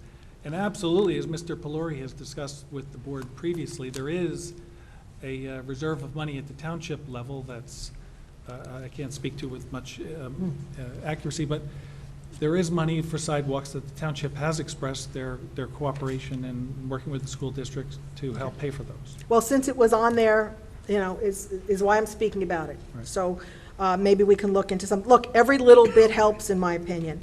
The next thing I'd like to talk about is the facilities. I want to go on record, of course, as saying I am in favor of our new construction, and we need to do that. But we have our reality is that we've had 2 failed referendums in that regard. And in previous boards, we've talked about having Plan Bs, and I remember disappointingly that there were no Plan Bs very often. So I'd like to talk about our Plan B, and talk about, some of the changes, like maybe reviewing all of the architect in the facilities that we have, maybe downscaling our proposals for new construction, and, that could be a Plan B to present. I'm not saying But Ms. Arminio, I don't think that has anything to do with the budget philosophy. That's more. Well, it from has the- to do with money that we don't have, and we need facilities. Let me finish. That's fine if you don't think that. I'm going to go to the next one. Plan C, I'm wondering if we can have as a budget, because if we don't have the funds to do our facility maintenance, maybe we should think about having a smaller referendum that won't give us new schools, but might give us modulars instead of trailers, that might do, so I'm just trying to think out of the box here and present it in our budget, because once we establish a budget philosophy, where do we go from there? I'd like to say that maybe we should also have a Plan C and have a much smaller facilities improvement referendum that I think the people can get around. Madam? Just trying to think of things. We currently have 1,500 unhoused students at least. Right. Which is students beyond the capacities of the schools. Thanks to the efforts of the principals, we're managing quite effectively. But in the next 5 years, we're projected to have another 1,550 students. That's 3,000 students. As we disclosed with the bond referendum presentations, the only Plan B available for that magnitude of unhoused students is trailers, and they are included in the slides for consideration for next year. That's an expensive consequence of failed referenda, and that's why we're working so hard again with the ad hoc committee with Mr. Masters to make sure that this plan is going to be effective and is supported by everyone. Aren't modulars more permanent if we purchase modulars instead of rent trailers? We are looking at the modular option. Okay. Everything would have to be bid, everything would have to be approved by the Right. Department of Education specifications for school construction. The cheapest available option would certainly be one that we consider. Mrs. Lang? But again, this is a longer-term issue, not one-year fiscal operational cycle of a budget philosophy. Well, the reason why and I'll complete my statement, the reason why I'm bringing it up, because, yes, we have long-term plans, but we have short-term needs. I'm all for long-term planning, but our short-term needs, I thought that the things that I have said could help us understand or accommodate our short-term needs. And some of that, with the facility needs, could be part of the strategic plan of Right. 3 to Well, 5 year that's why I'm plan. bringing it up. But I think what the list is, this wish list that we have tonight on facilities and books and everything, it's the responsibility of the administration to look at every single one of those, to go line by line by line, and then make that recommendation through committee to the Board of Education as to what they feel that we should have and what we shouldn't. So I don't think we're approving having every single thing in the budget this year, but these are the needs that we have for the future. And Some of them, like I said, will be through the ad hoc, some of them will be through strategic plan, but I think the immediate needs for the next year has to be recommended by the superintendent, the BA, the assistant superintendent, because they're the people who are in the schools and they have a better idea of what is needed than I know that I do. Well, I'm not speaking for myself I know. only. I was at the Green Fair, and I had a whole lot of different people talking to me. I mean, I had one woman who was in an age-restricted community. She had never had children, and she said she didn't want to pay school taxes. I had a gentleman with school-age children who said we certainly should build new schools, but not an extravagant facility. And I have this written down because I spoke to the people, and I want their voice to be heard. He said a modern building is important to provide classrooms for the student, but he also agreed that the quality of teachers is most important. And then over the years, ironically, Monroe residents who are also teachers and employees have indicated to me that taxes are too high. So this is all the macro thought of the people. And that I've also heard, again, continually heard criticism that the high school architecture leaves too much space unusable for classrooms. So all I am trying to do in our macro idea is let the administration know what not only I have thought of based on feedback from the community. So keep in mind when you are doing your budgets that these are the wishes of the community as well as the district. Yeah, and I think all of Thank us you. have been in that position to hear from the members of the Yeah, and I'm community just of what bringing we it want. forward. And I think that's why we made the ad hoc committee a part of the community and get the input from the community. Dr. Alvick and I had over 30 presentations for the bond referendum. We heard from the community loud and clear. Thank Also with the ultimate speaking, which was the results of the referendum. We're looking at a new design. But again, that's far beyond the scope of what we have on the table with the budget philosophy. Mrs. Lang? So in the budget philosophy, we're talking about what we anticipate needing to spend in the forthcoming school year. When do we get a chance to talk about other revenue sources? I think as an administration, you guys did an outstanding job developing, building, picking up Falcon Care and the revenues that's springing. But we're talking about money going out. Where do we, in this budget process or in the process as a board, where do we get to brainstorm or think about ways to bring in additional revenue into the district? Or is that just not, like, I'm not sure how that works. No, it certainly doesn't. It has started already. Dr. Alvick can speak to this, but she's already looking at enhancements of our proprietary funds and our summer camps. Mr. Tefano has offered some good suggestive ideas for areas to expand the programs. We are constantly looking outside of the box, to use that tired expression, for new revenue sources here. We have, as you know, a policy for building use that we're looking at also to enhance maybe people from the outside of the community using our facilities instead of just Monroe people. Okay. But it doesn't actually get outlined in like the budget philosophy. That's just the work that we're ongoing. It will be outlined in every step of the way that we are embarking on going forward with this. Every committee meeting, every business administrator's report, at every board meeting, we're going to talk budget until people don't want to hear it anymore. And you're going to hear about all of the creative revenue sources that we're so proud to create, because it's a lot easier to create new revenue sources than to cut. Right. And also, if cuts are practical and recommended, we will disclose those very early. Great, thank you. Anyone else? Mr. Very quick. And this might be going into the minutia, but I had questions. You had a line item that just said elementary education, 2 special ed programs, $35,000. What is that? Or it was just general on one of those slides? If that's too small to be a personnel item. So it's probably outfitting classrooms for that special needs population. Okay. And then one more thing from the back of my 15-year-old in high school.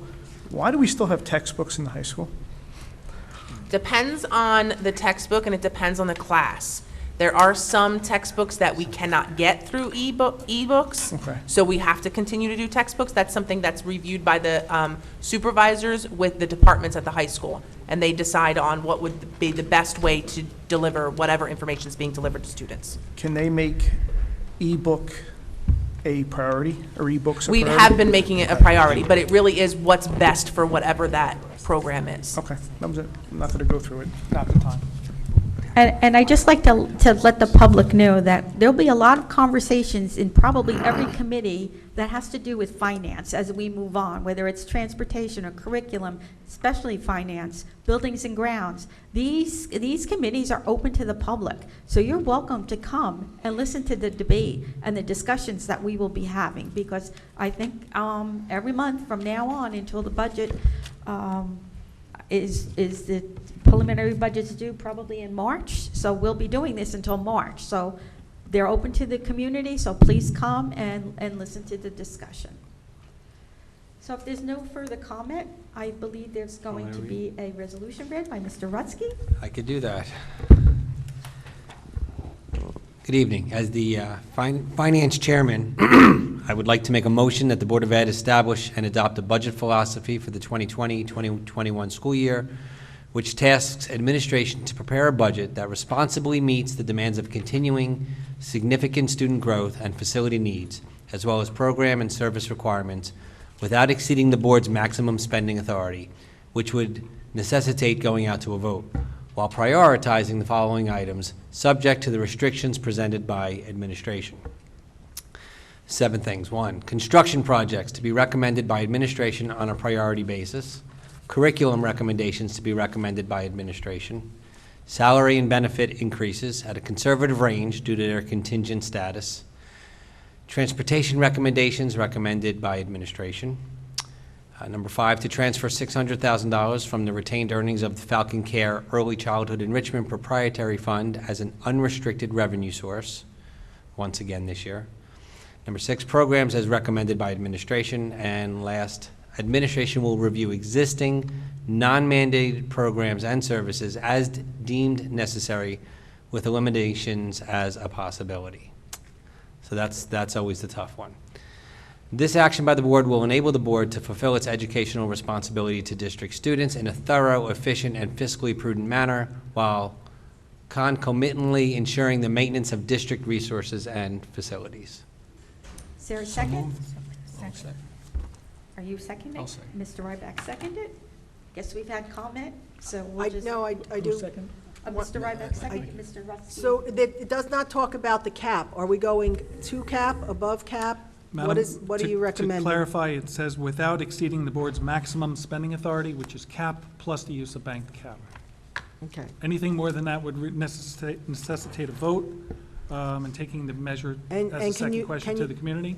Ca- And from past results and from what we have looked at administratively, we would not recommend that to the board at this time. So 2% cap plus The bank. the bank? Plus the $458,000 of bank Okay. cap.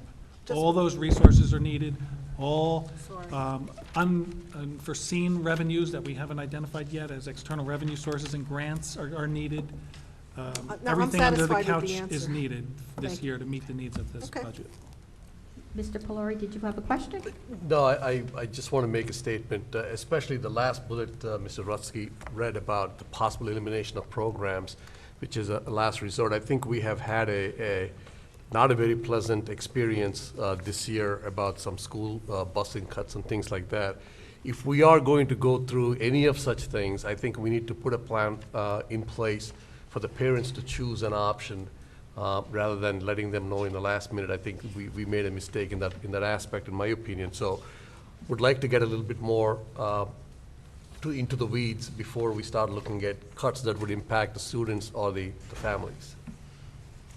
Anyone else? Yes, Madam, that's a very good point Mr. Pelori made. Last year, after the bond referendum defeat, there was a strong defensive reaction here administratively and at a board level to conserve resources, and that was the stimulation for the cuts. But this is different. We have our time. We have our budget timetable, which will be posted on the website, the calendar soon, and we will disclose everything every step of the way.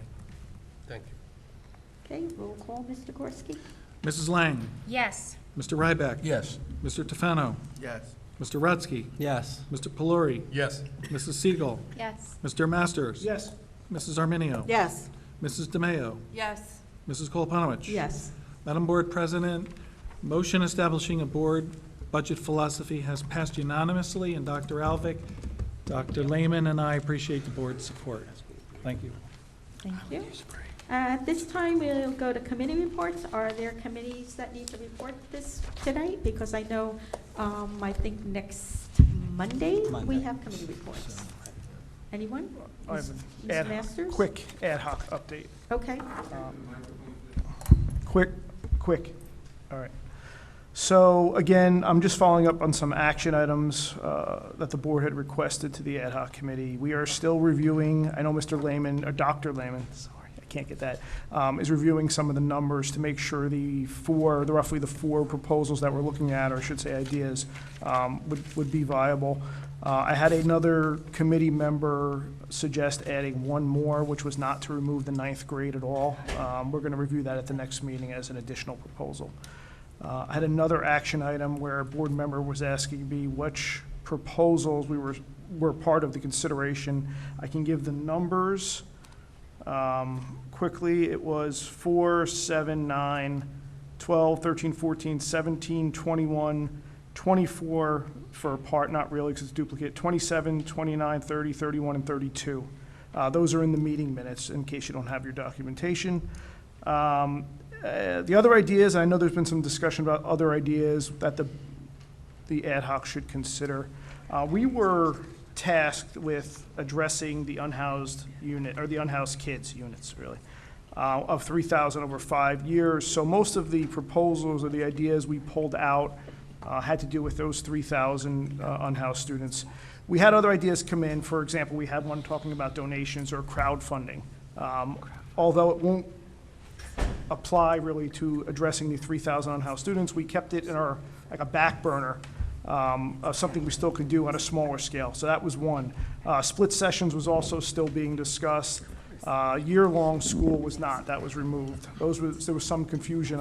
People were asking me about that. We are still discussing leasing buildings or leasing other districts' facilities, and we are still discussing modular construction. Actually, Jerry Tague has been doing some research into that. We had two proposals, one from an actual modular construction company. It turned out they would not actually submit a proposal because they don't do school construction because of a lot of the regulations that they have. But we are looking at other modular construction companies. I know we're trying to contact Edison. The issue, I will warn people though, with modular construction, we did start doing some number data.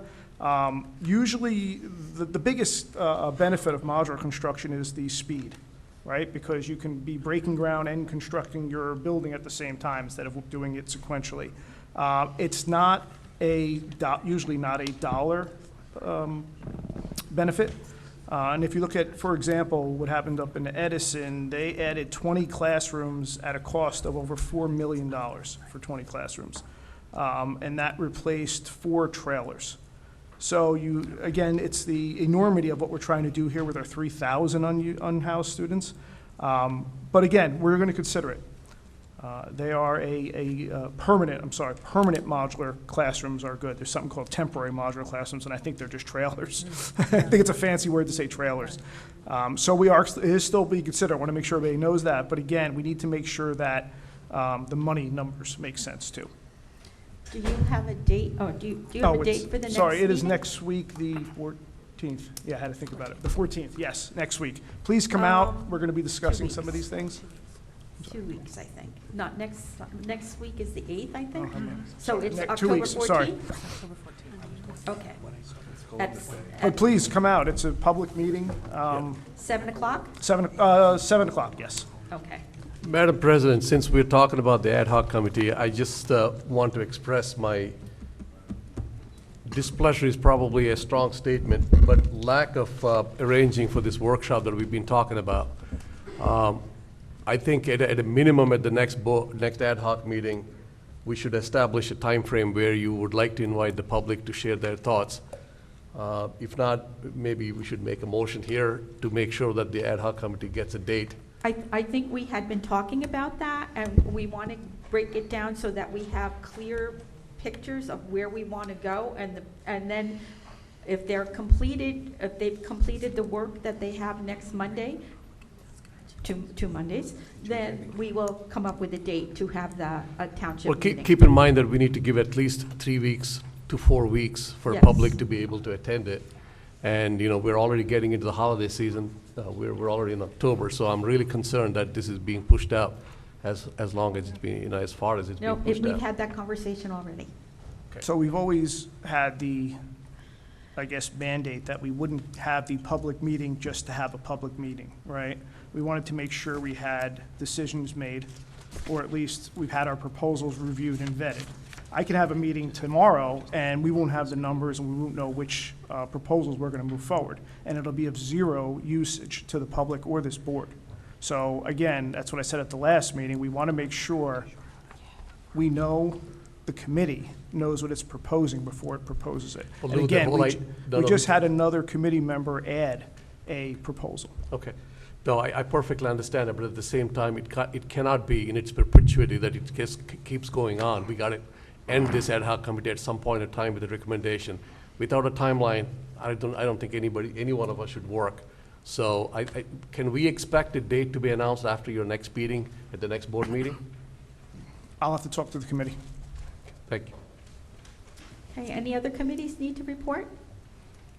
Okay, then we'll go to public forum. Anyone from the public wishing to speak to the agenda, please come to the microphone, state your name and address for the record. We have a 4-minute timeline, and when the timer goes off, your time is over, and we can only come up once per public forum. Thank you. Pradeep Milam, 4 Jake Place. So let's talk about budget philosophy at a macro level. Our priority is kids first. That's our district philosophy as well. So we want kids first, kids programs first, kids teachers first, then remaining anything that you are going to cut or not, it's up to you. That's at a macro level. But in micro level, if I go through, I've been hearing we have been exploding the growth. From 16 to 17, there was 136 more students. On 17 to 18, from 16 to 17 to 17 to 18, there are only 136 kids or more in our schools. From 18 to 19, we have only 22 students we added. And from last year to this year, we opened, according to your today's agenda, we have added only 65 kids. We are not adding hundreds of students as we expected, as it's been repeated. I don't know whether you guys read the Ross Harbor Associates given the last demographic report on 9/1/2018. I read through it. According to them, in 2090, and any demographic report, they are not going to give one number to you. They always give you 2 numbers. 1 without housing, 2 with maximum housing that is being according to the master plan. Now, according to their number, the 2019 and 2020 number is 6904 without housing. And right now, we are at 6827, which is far below than that. Okay?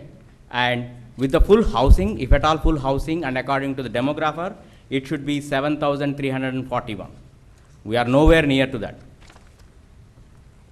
I don't know why you guys are like, every statement they are saying like, we are exploding in growth, we are exploding in growth. These are the numbers, these are the facts from your agendas and your thing. And I don't know why you guys are not accommodating. The second one, this is according to the kids. Now, teachers. From the last 4 or 5 agendas and 4 or 5 meetings of minutes I read through, there are 20 resignations from the teachers. And these 20 resignations are who I'm talking about, only teachers. And I go through the high school requirements or like open positions still. There is a physics and chemistry teacher at high school, 2 family counselors, and science teachers at food, and 1 special education teacher, and a math teacher. These are all open since an year. I don't know what you guys are doing like without recruiting these guys and how our students are excelling.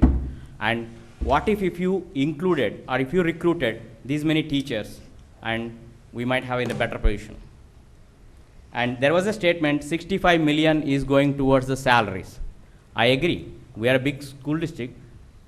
We have to pay the teachers sufficiently. I want to know, and this is a direct question, what percentage or what is the actual dollar amount that we are paying for teachers, actual teachers, and what the actual amount that we are paying for teaching staff, and the rest of it. I want to know it. And that's it. And one more last question.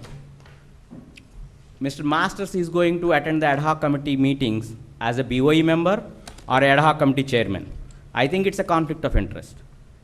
How can he be on board? He can be on ad hoc committee board. I don't know. Unless legal is cleared, can he attend at a board member and ad hoc committee president? I think it's very unusual situation. Thank you. We have talked to the board attorney about that, and he has every right to be a board member and the chair of the ad hoc committee. The ad hoc committee, or any ad hoc committee, is created by the board president, and only the board president can create the ad hoc, make chairs, remove chairs. And at this time, there is no reason to remove Mr. Masters as chair of the ad hoc. Okay. Is there Sorry, any answer? there was Yeah. a bug. Okay. Is there any answer for the salaries? Madam, if the gentleman wishes to give me a call, I could calculate that information for him. But aggregate district salaries is the macro presentation that we've always taken with the budget philosophy. We don't show that level of detail. It's necessary for this stage of the budget. But give me a call and I'll be happy to give you the information. I'm not asking for like more details, like how much you are paying for high school, how much you are paying for math, how much you are paying for science. I'm asking at a global, at a macro level only. How much is teaching percentage? How much is not teaching assistant percentage? How much is not teaching staff? And I don't think we have that information here with us this evening. That's beyond the scope of tonight's presentation. Further, you mentioned about the enrollment. The gentleman Oprah requested 15 years' worth of enrollment data and enrollment projections. I'm not sure which data he's referring to. Yes, Clearly, I have the papers if you want. From the last 8 years, from the slides that we presented, which are audited ASSA numbers, we picked up 1,100 students over the last 8 years. No, I'm talking about, okay. I didn't say last 8 years. I've been talking about from 16, 17 year to 17, 18. The timer has gone off. I understand, So- but I'm waiting for an answer. And he's pointing that I'm representing a wrong data. I'm representing exactly your data here. Well, he just gave you the answer from the last 8 years. We've made over 1,100 students. 1,100 over the last 8. That's indisputable. It's audited information. Okay. So at this time, we'll go to In the. my comments, I added only last 3 years of data. We didn't increase not more than, altogether, not more than 200 students. Anyone else from the public wishing to speak to the agenda?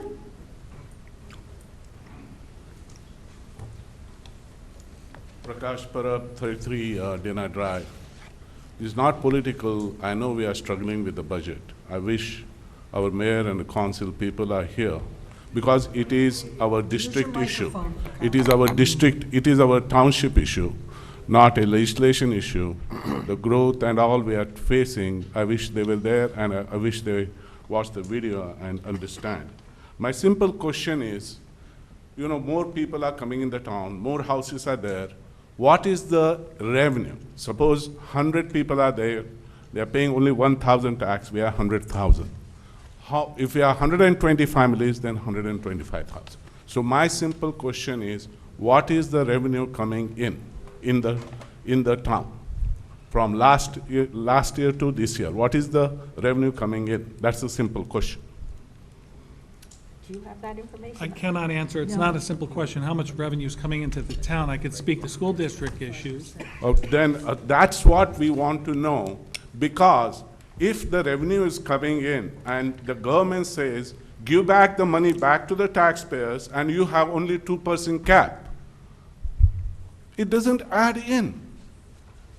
We have, suppose the last year budget was 135, you can only increase by another 2.7 million, okay? That is not sufficient. Now you look like, that is not sufficient. Applegarth, you need $15 million to repair that school. You know, money is not sufficient. How the government is squeezing us, not allowing us, we cannot increase our budget. At the same time, the money is coming in and we have to redistribute to the town. What is, you guys have to think, if that is equation is lacking, that is my simple question, Mr. Goski. Please answer us in the next meeting, because we want to know if they are squeezing us in different way, how we can unsqueeze them, okay? Because this is not acceptable. Because we need construction of Applegarth, we need repairs, we need maintenance, we need books for the children. You know, we have to hear today entire 45 minutes political discussion, how we can fight the budget, what the state level is doing, what the formula is doing. We know it. What we can do, we need money there, what we can do, how we can get it without cutting the programs. Dr. Parab, I appreciate everything you just said. You just added full support for a new funding formula, which is the problem and the restriction of where the school revenues are coming from. We need a new funding formula. That is not enough, because the new funding formula, we may get another 10 million, but our budget is 135 million, 145. It is not going to solve. You know, impact fee, some gentleman says it's impossible. Come on, talking about this for several years, that is not true. 25 states in the United States have impact fees as illegal. And we can make it legal here if we have a strength, okay?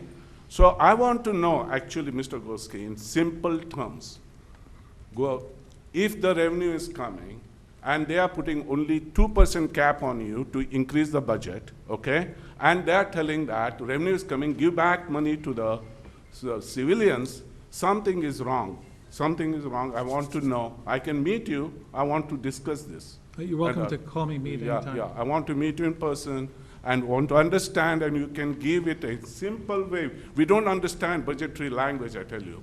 We want simple language. Thank you.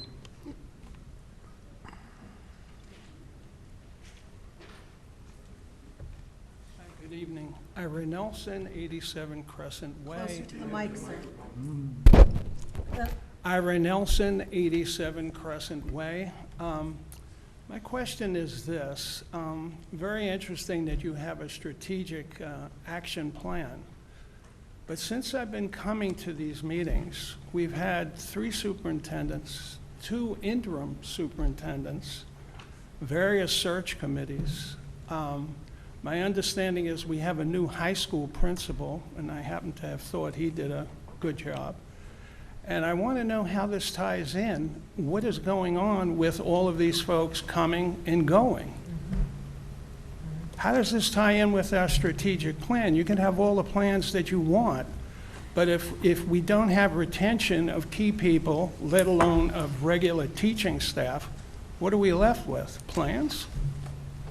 Well, the strategic plan will be a 5-year plan on where the district wants to go. It could include personnel, it could not include personnel. How could it not include personnel? When we get the community input, it depends on what the community feels are the strengths, weaknesses of our district, and we will move in that direction. It's not something that will be done in a day or a week. Why have we had this turnover of these people? Well, the interims were here just for the 1 year. We've had one superintendent that was not renewed. We had one superintendent that left the district for whatever reason years ago.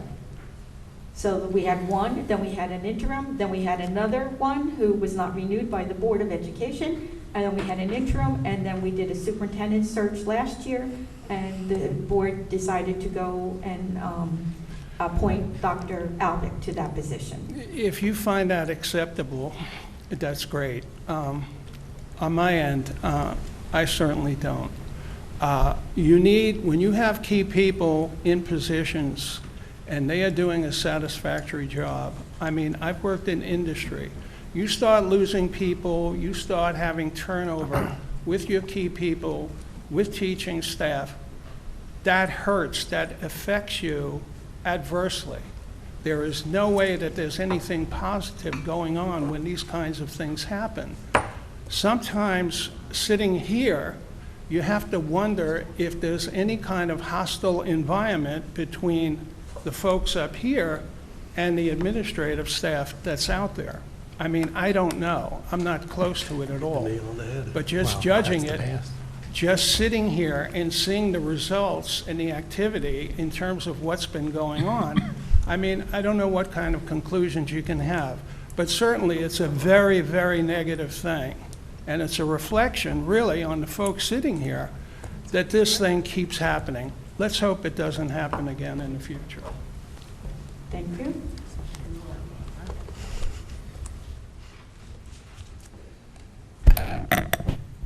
Krishna Tekale, 11 Jake Place. I have a couple of questions. There was a talk about turning down programs or, canceling programs that are no longer functional or no longer feasible.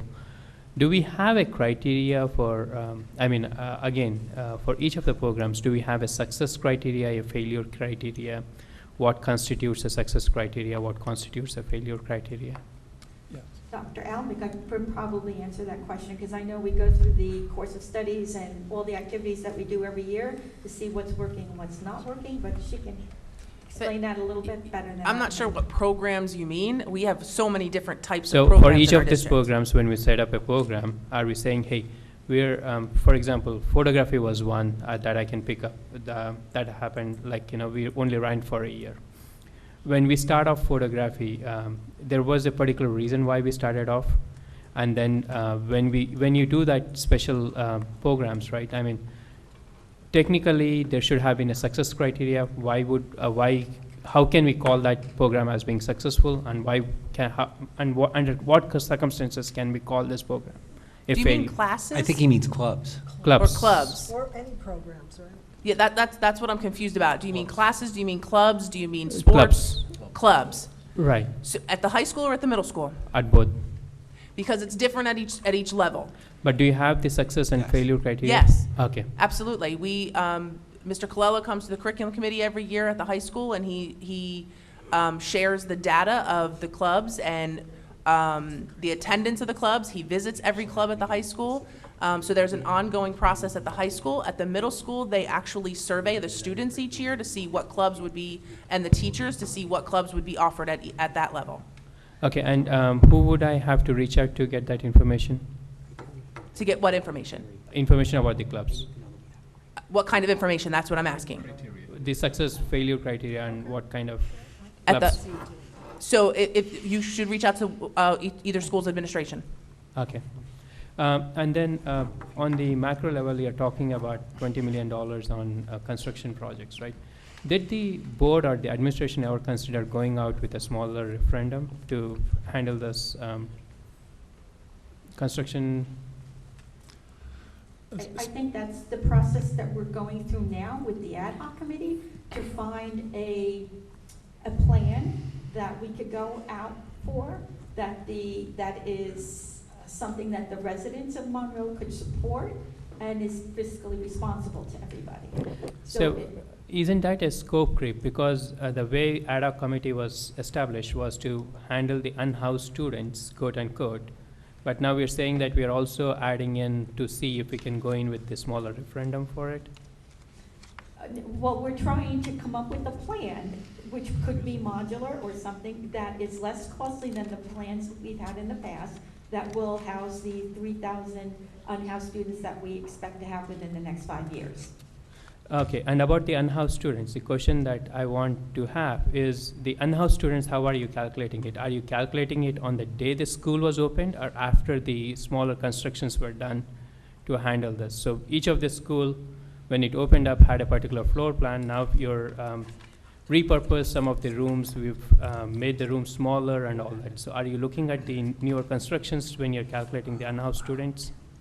Madam, the answer is yes. When we add trailers, for example, those trailers accommodate unhoused students, and they're no longer unhoused. They're housed in the trailer, so Okay. they reduced that number, yes. And all of that is through our long-range facilities plan that has to be updated with any changes that are made to our buildings. Got it. Is my time up? or- Yes. Okay.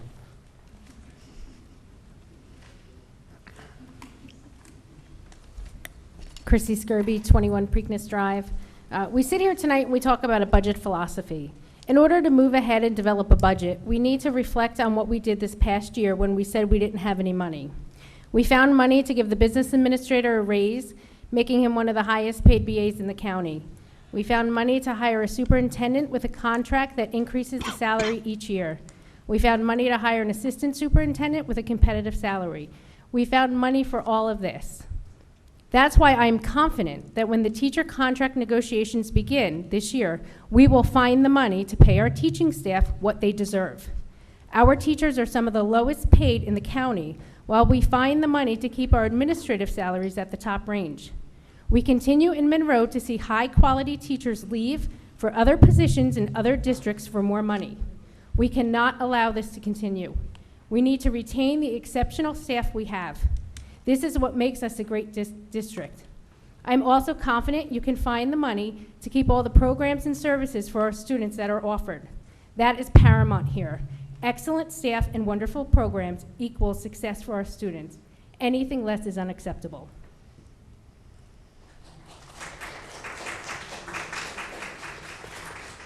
Anyone else from the public wishing to speak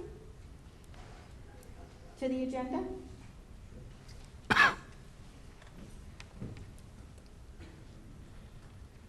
Good evening, Ram Rangnath, 6 Owens Drive. I appreciated the points, last set of points Ms. Lang raised about the revenue generation opportunities and ideas. So is it possible, I don't know, maybe at the next meeting, just like you went through the budget philosophy, maybe you can go through your revenue generation philosophy? Is the board and the president open to, putting some of those on the table so that the public can hear and maybe even give some suggestions? If anybody ever had a revenue source that we could look at, they're welcome to bring it to a board meeting or to Finance meeting. Excuse me? A finance meeting, maybe. Next Monday. Having a special meeting just to do that? No. Just to be clear, I thought in the finance meeting and stuff, I don't think the public can speak, right? No. Yeah, Not so, in our committee meetings. right, so, if it two gets- things, just to be very clear. One, I think one, it's the responsibility of this board, right, to be putting that much thought also to the revenue generation, right? I want to hear your creative ideas. What are those 10 new ideas you have come up with, right? Then the public can add on to it, right? Just like you came up with a 29 million increase in need for, right? So that's what I'm asking for. Can the board members put some time, think through what ideas they can come up with, maybe walk through a presentation just like this was, and then the public can add to it. We can look at that for our future meeting. Yeah, like example, like if the Falcon Care is a success, why can we challenge ourselves to double the revenue of Falcon Care for next year? Right? Because of lack of space. I don't know. I guess always for every problem there is a solution, right? So that's why I'm asking, can we put that? We can rename Applegarth as Johnson & Johnson Elementary School, right? So I don't know, right? So what are those things that can be put on the table? I think we should put as much effort into that as we are trying to identify that. That's one. Second is, I think Pradeep's point and a couple of others, right? It's appalling to see the number of resignations of teachers and so on. And again, is that connected to the budget? Are we paying our teachers competitive salaries? And I think the gentleman before, we lost our superintendent, we lost a couple of folks, right? Are we doing a root cause analysis to see why are we losing so many good teachers, some good administrators, right? And there's always an opportunity cost. There's a cost for getting a new teacher on, right? And if we're still looking for physics, chemistry, math teachers for over a year, students are paying a price, right? So I think some of that thinking needs to take place, and you have to reflect that here. The last point I wanted to make, connecting the budget, you talked about the Applegarth, probably 20 million renovation. I'm surprised, right, if we are, I think it sounds like a little desperation for me, right? Why some of that didn't come up last year, even in the referendum, right? There was never 20 million is a big number. It could have been added in part of the previous referendums, right? But, and then Mr. Masters made the point, I guess, in about the Edison, or where they're paying 4 million for 20 classrooms, right? Modular construction, what have you. That sounds great to me. If you can get 40 classrooms in the high school for 8 million for the next school year, I think you can get away without having trailers in the high school, right? So again, we need to have such quick, rapid thinking, some concrete ideas, right, put on the table. The last point I wanted to make is also, I don't have the facts, but I recall, I was trying to Google it, the internet is weak here. I thought the Princeton board over the last couple of years have always sought permission to go over the 2% cap. They have found creative ways to do that. So why can't we do the same? You could always go over the 2% cap, but then it would be a second question, and the public would have to vote on that if you went over the 2% cap. Okay, so again, Right? let's. Yes, if we went above the maximum spending authority, which is the 2% cap, and exhausted all the bank cap, you'd have to go to the community Right. and present those needs. Of course, you do an analysis beforehand, and you say, what is the probability of success here? The last time we did that, we lost with 80% no, 20% yes votes, if I recall correctly, when we put out a second question. And you made a very intriguing point before about welcoming the public's participation in looking for additional revenue sources. We certainly don't have all the answers here. The development of Falcon Care and ECE came from former board member Mr. Lou Kaufman, who challenged the board to take over a program that we were allowing someone else to host and make all that money, and we did so effectively. So I would encourage anybody who's interested in looking to suggest additional revenue sources for the district, take a look at our website first. We have comparative sources of revenue. You'll see where all of our revenues come from grants, taxes, state aid, et cetera, miscellaneous income. And we would welcome any recommendations that anybody may have. Thank you for bringing it up. Thank you. Anyone else wishing to speak to the agenda? Seeing none, we'll close the public forum and go to the superintendent's report. Dr. Alvin? Okay. So on this evening's superintendent's report, you'll see the final proposed board and district goals.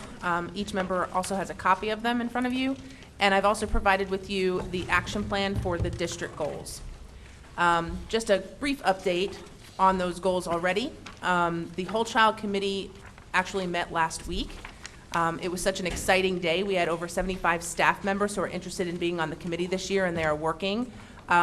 We've divided up into 6 subgroups, and you can see those listed on your action plans. So each subgroup is working toward their goal of providing parent nights, providing professional development for staff, providing creating a crisis response protocol manual. So there's a lot of different things happening. We're actually looking to plan a whole child parent night for K to 12. Last year we just did elementary. This year we're actually looking to expand it to middle school and high school because the subcommittee wants to do that. So we're going to be planning that for November. And again, that's an ongoing process, so we're still continuing that. Tonight you also heard from Ms. Friedman. At the next board meeting, I will be proposing that we work with her on the strategic action planning process that she spoke about this evening. On this board report, you will see a recommendation for the Woodland School principal to replace Dr. Lehman for Mrs. Samantha McLeod. Samantha started in our district as a teacher in 2006 and has been the assistant principal at Mill Lake and Woodland School for the past 4 years. So at this time, I would recommend that the board approve the attached personnel items A through AQ. So moved. Mr. Rydell? Mr. Tefano? Comments or questions for Dr. Alvin? Mr. Masters? Can you just clarify AJ?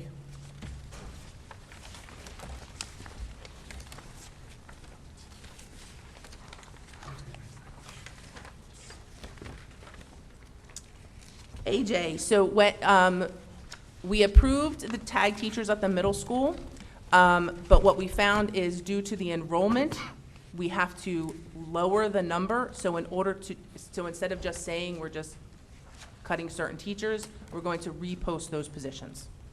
So Sounds those, good. those positions will be rescinded, we will be reposting them after that, Okay, thank you. based on student enrollment. That's good, all right. Mr. Pelori? Dr. Alvik, do you have the numbers of how many teaching staff is leaving and how many are coming in? Because there's a lot of talk about teachers leaving the district, but we also have people coming in. We do. What's the number approximately? We have a vacancy report. I actually will be presenting it at the Personnel Committee on Monday evening. I look at it every month. So we are replacing the position. So one of the questions that I heard during public forum was we don't have a math teacher, we don't have a physics teacher.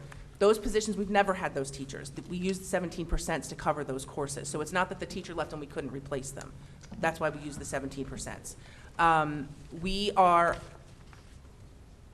fully staffed, almost fully staffed. Remember, we have an acting principal at the high school right now.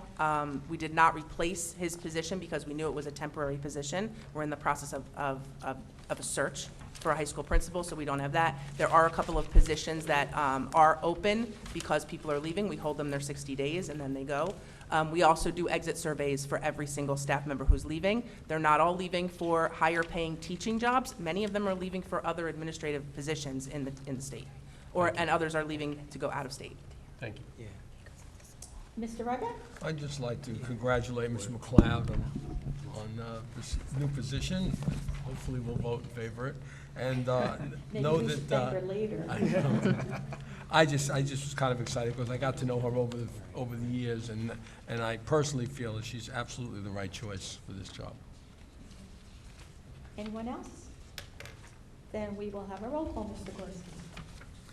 Personnel items A through AQ. Mr. Rutsky. Yes. Mr. Tefano. Yes. Mrs. DeMayo. Yes. Mrs. Lang. Yes. Mr. Pelori. Yes. Mr. Ryback. Yes. Mr. Masters. Yes. Mrs. Siegel. Yes. Mrs. Arminio. Yes. Mrs. Koloponowicz. Madam Board President, indeed, Mrs. McLeod was appointed. Personnel items A through AQ has passed unanimously. Okay, congratulations. Congratulations.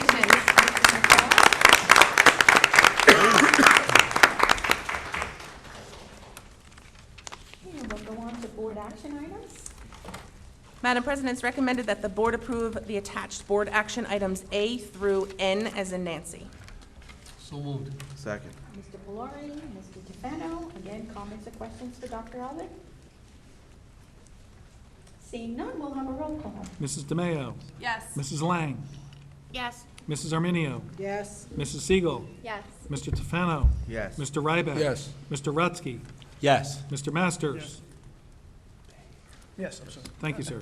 Mr. Pelori. Yes. Mrs. Koloponowicz. Yes. Madam Board President, board action items A through N has passed unanimously. And that concludes my report. And there's new BA report? Madam, this month there is no business administrative report. Oh, okay, so we'll go to the board president's report, and mine is going to be just an update on a couple of things. The first has to do with the special education bills that are in Trenton. We as a board don't support a bill until we know what the ramifications would be to our school district. So just because a bill is out there doesn't necessarily mean it would be good for Monroe. So before we do anything, we need to have our administrators look at it and make sure it's right for Monroe. And at this point, they're in the process of doing that. So there has been no recommendation from administration at this point to support those bills. My second item is looking to sue the state for a fair share of funding, or a new funding formula, or funding of any kind. Back in September, the board approved, and I know Mr. Gorski mentioned this before, engaging the Wiener Law Group to look into our ability to sue the state. They have requested probably hundreds and hundreds of pages of documentation, including our past budget information, QSAC information on their past 2 referendums, state aid, our different contracts, and so much more. They will be going over all this information that was sent to them and coming up with a recommendation to sue the state, or reasons why we will not be able to sue the state. To sue the state just to say that we are suing the state when we know we don't have a chance of winning would not be an appropriate expenditure of taxpayer monies. So this law group is looking at everything we have, and when they finish digesting all the information, we will be meeting with them, and they will come up with a recommendation for us. So that's where we stand with the state and the law firm at this point. Other Board of Education business. Is there any new business or business from any member of the Board of Education? Mr. Masters? I just wanted to recognize over this past weekend, Monroe High School soccer triumphed over Montclair, and it was a pretty great win for them. Montclair is ranked much higher than our soccer team is, so it was an exceptional win. But not only that, they showed really good deal of sportsmanship in the win, so I just wanted to make sure they were recognized. They did a great job.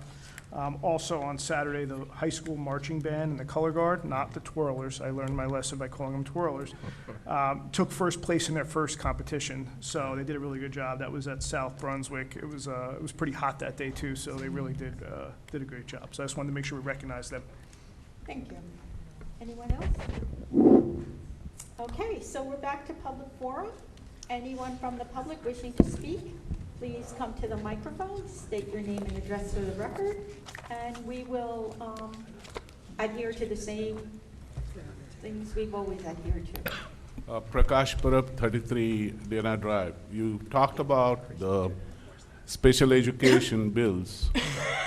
I will have a conversation with Mr. Gorski and others, because we have written to 3 bills were there, want to know why they are not acceptable to the administration, because I received a response from our legislation that they will support one bill, the first bill, and the answer was it will bring revenue to our township. So want to understand the thinking of the legislators versus what is the thinking of the administrators here, okay?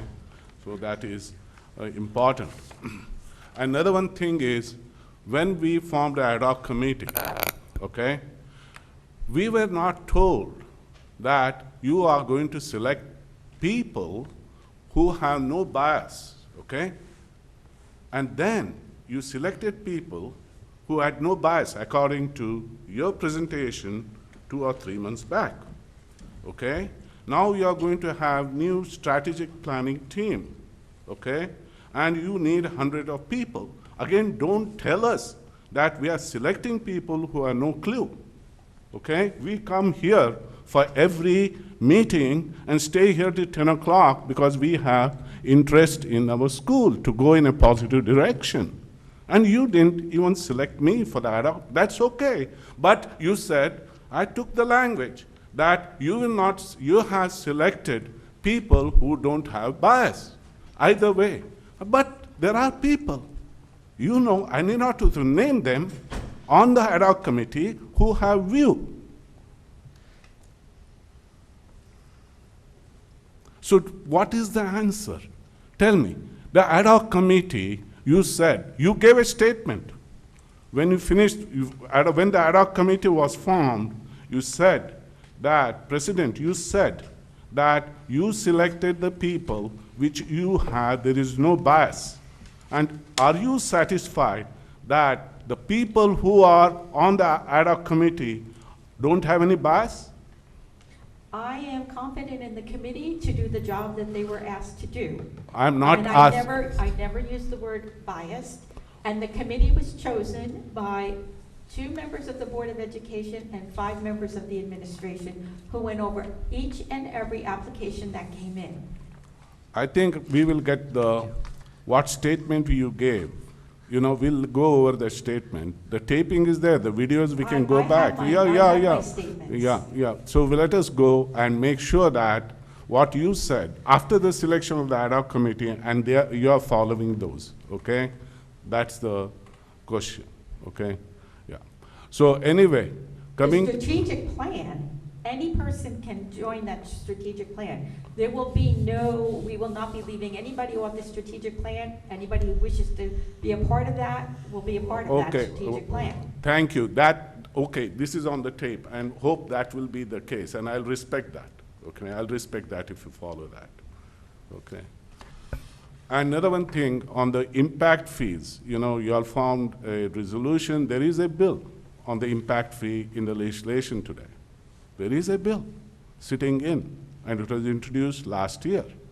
Okay, so if you are really interested, don't tell me impact fee, we cannot do it in next 10 years, there's a big lobbying. Now the philosophy is changed. If legislatures want that bill, I talked to Senator Greenstein, and she said she wants to modify the bill. I said, 5 months back, she said she will modify it. Then I talked to her again, and she said, Prakash, I will try to, otherwise I will co-sponsor it. So so there is a will there. So please talk to the legislatures on that impact fee. Bill is there, okay?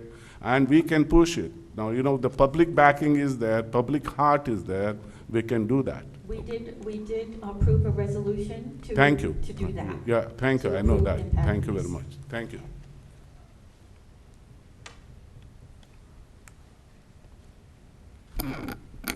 Good evening. Betty Sabarito, 2 Barrymore Drive.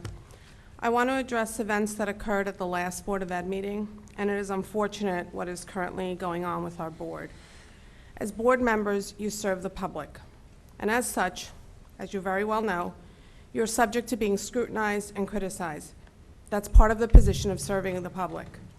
However, as I mentioned to you, Madam President, and yourself, Mr. Perlori, it is not appropriate for you to do the same to taxpayers and residents. At the end of the last meeting, a member of the public and taxpayer, Mrs. Skirby, was verbally attacked by members of the Board of Ed. That is what happened. This was appalling to see, and I asked both Madam President and Mr. Perlori to please put a stop to this. The attacks made were done so in front of my children. They were very upset about this. Mr. Pirro had to get involved. I do want to thank you, Mrs. Arminio, because you seem to be the only one who stood up for the resident. This needs to stop, as it seems that the board does not have a clear idea of what their mission and position is, and the actions are showing that there are personal agendas here. Given the current situation in Monroe, the board needs to focus on the issues that affect taxpayers and students, not on personal attacks of any resident in this town. This leads me to the fill-in position of the Board of Ed for Mr. Chiarella's seat.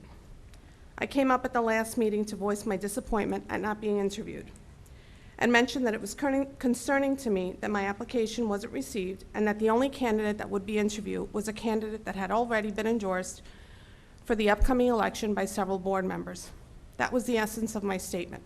I did not personally attack anyone, as that is not the way I operate. I don't find it productive. However, that candidate, Mr. Masters, chose to personally attack me. I don't take well to that. You do not know me. Please do not do that again in the future. You came up saying that I was irresponsible and that it wasn't important to me, and that if it was, I shouldn't have depended on anyone else. So I ask you, who did you depend on? You sent your application only 2 hours before the deadline and then waited for a response, which you got within 11 minutes. You also said I should take responsibility for my actions, so then I want to assume that you're going to take responsibility for your actions at the last board meeting. You later stated that you should support the board as a whole and proceeded to aggressively confront a board member, Mr. Tufano. Madam President, at that time, you reprimanded Mr. Tufano. Oddly enough, at a previous board meeting, Mr. Perlori had a similar exchange with members of the public, but you reprimanded the public. You then spoke out and advised the member at that time with Mr. Perlori that that was uncalled for. So I don't understand this double standard. You need to understand that the public is taking notice of this division on the board and the favoritism. To the new board member, you then went on to speak about taxpayers speaking at Board of Ed meetings, but not putting in the effort to volunteer. Were you implying that those of us who come to every board meeting, not just during the election when we run, but every board meeting, should not be able to voice our concerns or comments when we are footing the bill for the education in this town? Is that how you think the board is going to be united? Because I don't. To conclude, what occurred the other night was inappropriate, unacceptable, and this town and board needs a change before this gets worse. I implore you, Dr. Alvick, to try and do something with this board. I know you have a difficult job, but what happened the other night was completely unacceptable, and I want to say again, my 2 children and another small child were here, and to have to get security involved over a verbal attack of a citizen is never appropriate. Thank you. Anyone else from the public wishing to speak? Okay, then I will close public forum. And before we go into closed session, I have a statement that I wish to read. And it has been approved by 5 other board members. I feel it is imperative to make this statement at this time because Mr. Ken Chiarella has made some very serious statements about 6 members of this Board of Education which are blatantly false. Members of the board are elected officials who serve the school community in a volunteer capacity without pay for the good of the students and the staff in this district. These board members expend countless hours and effort in their capacity as board members attending committee meetings, board meetings, meetings with legislative officials, as well as attending numerous events throughout the school community. These board members also expend countless hours attending workshops to receive training on every facet of the role of a board member and the responsibilities of boards of education. Most importantly, these board members take their ethical obligations extremely seriously and they comply with the code of ethics for school board members. In return for all this time and effort, these members are routinely subjected to false statements, criticism, and several of these members have been subjected to meritless ethics complaints in the past year, all of which were summarily dismissed as a matter of law. While I will not address all of Mr. Chiarella's false statements at this time, I want to be clear that my decision to not address each of his statements on social media does not indicate that any of these statements have any truth to them. Notwithstanding the foregoing, Mr. Chiarella's statement that 6 members of the Board of Education conducted an illegal meeting and violated their ethical obligations as Board of Education members is patently false and defamatory. That's all I have to say on that study. At this time, I will go into the closed session resolution.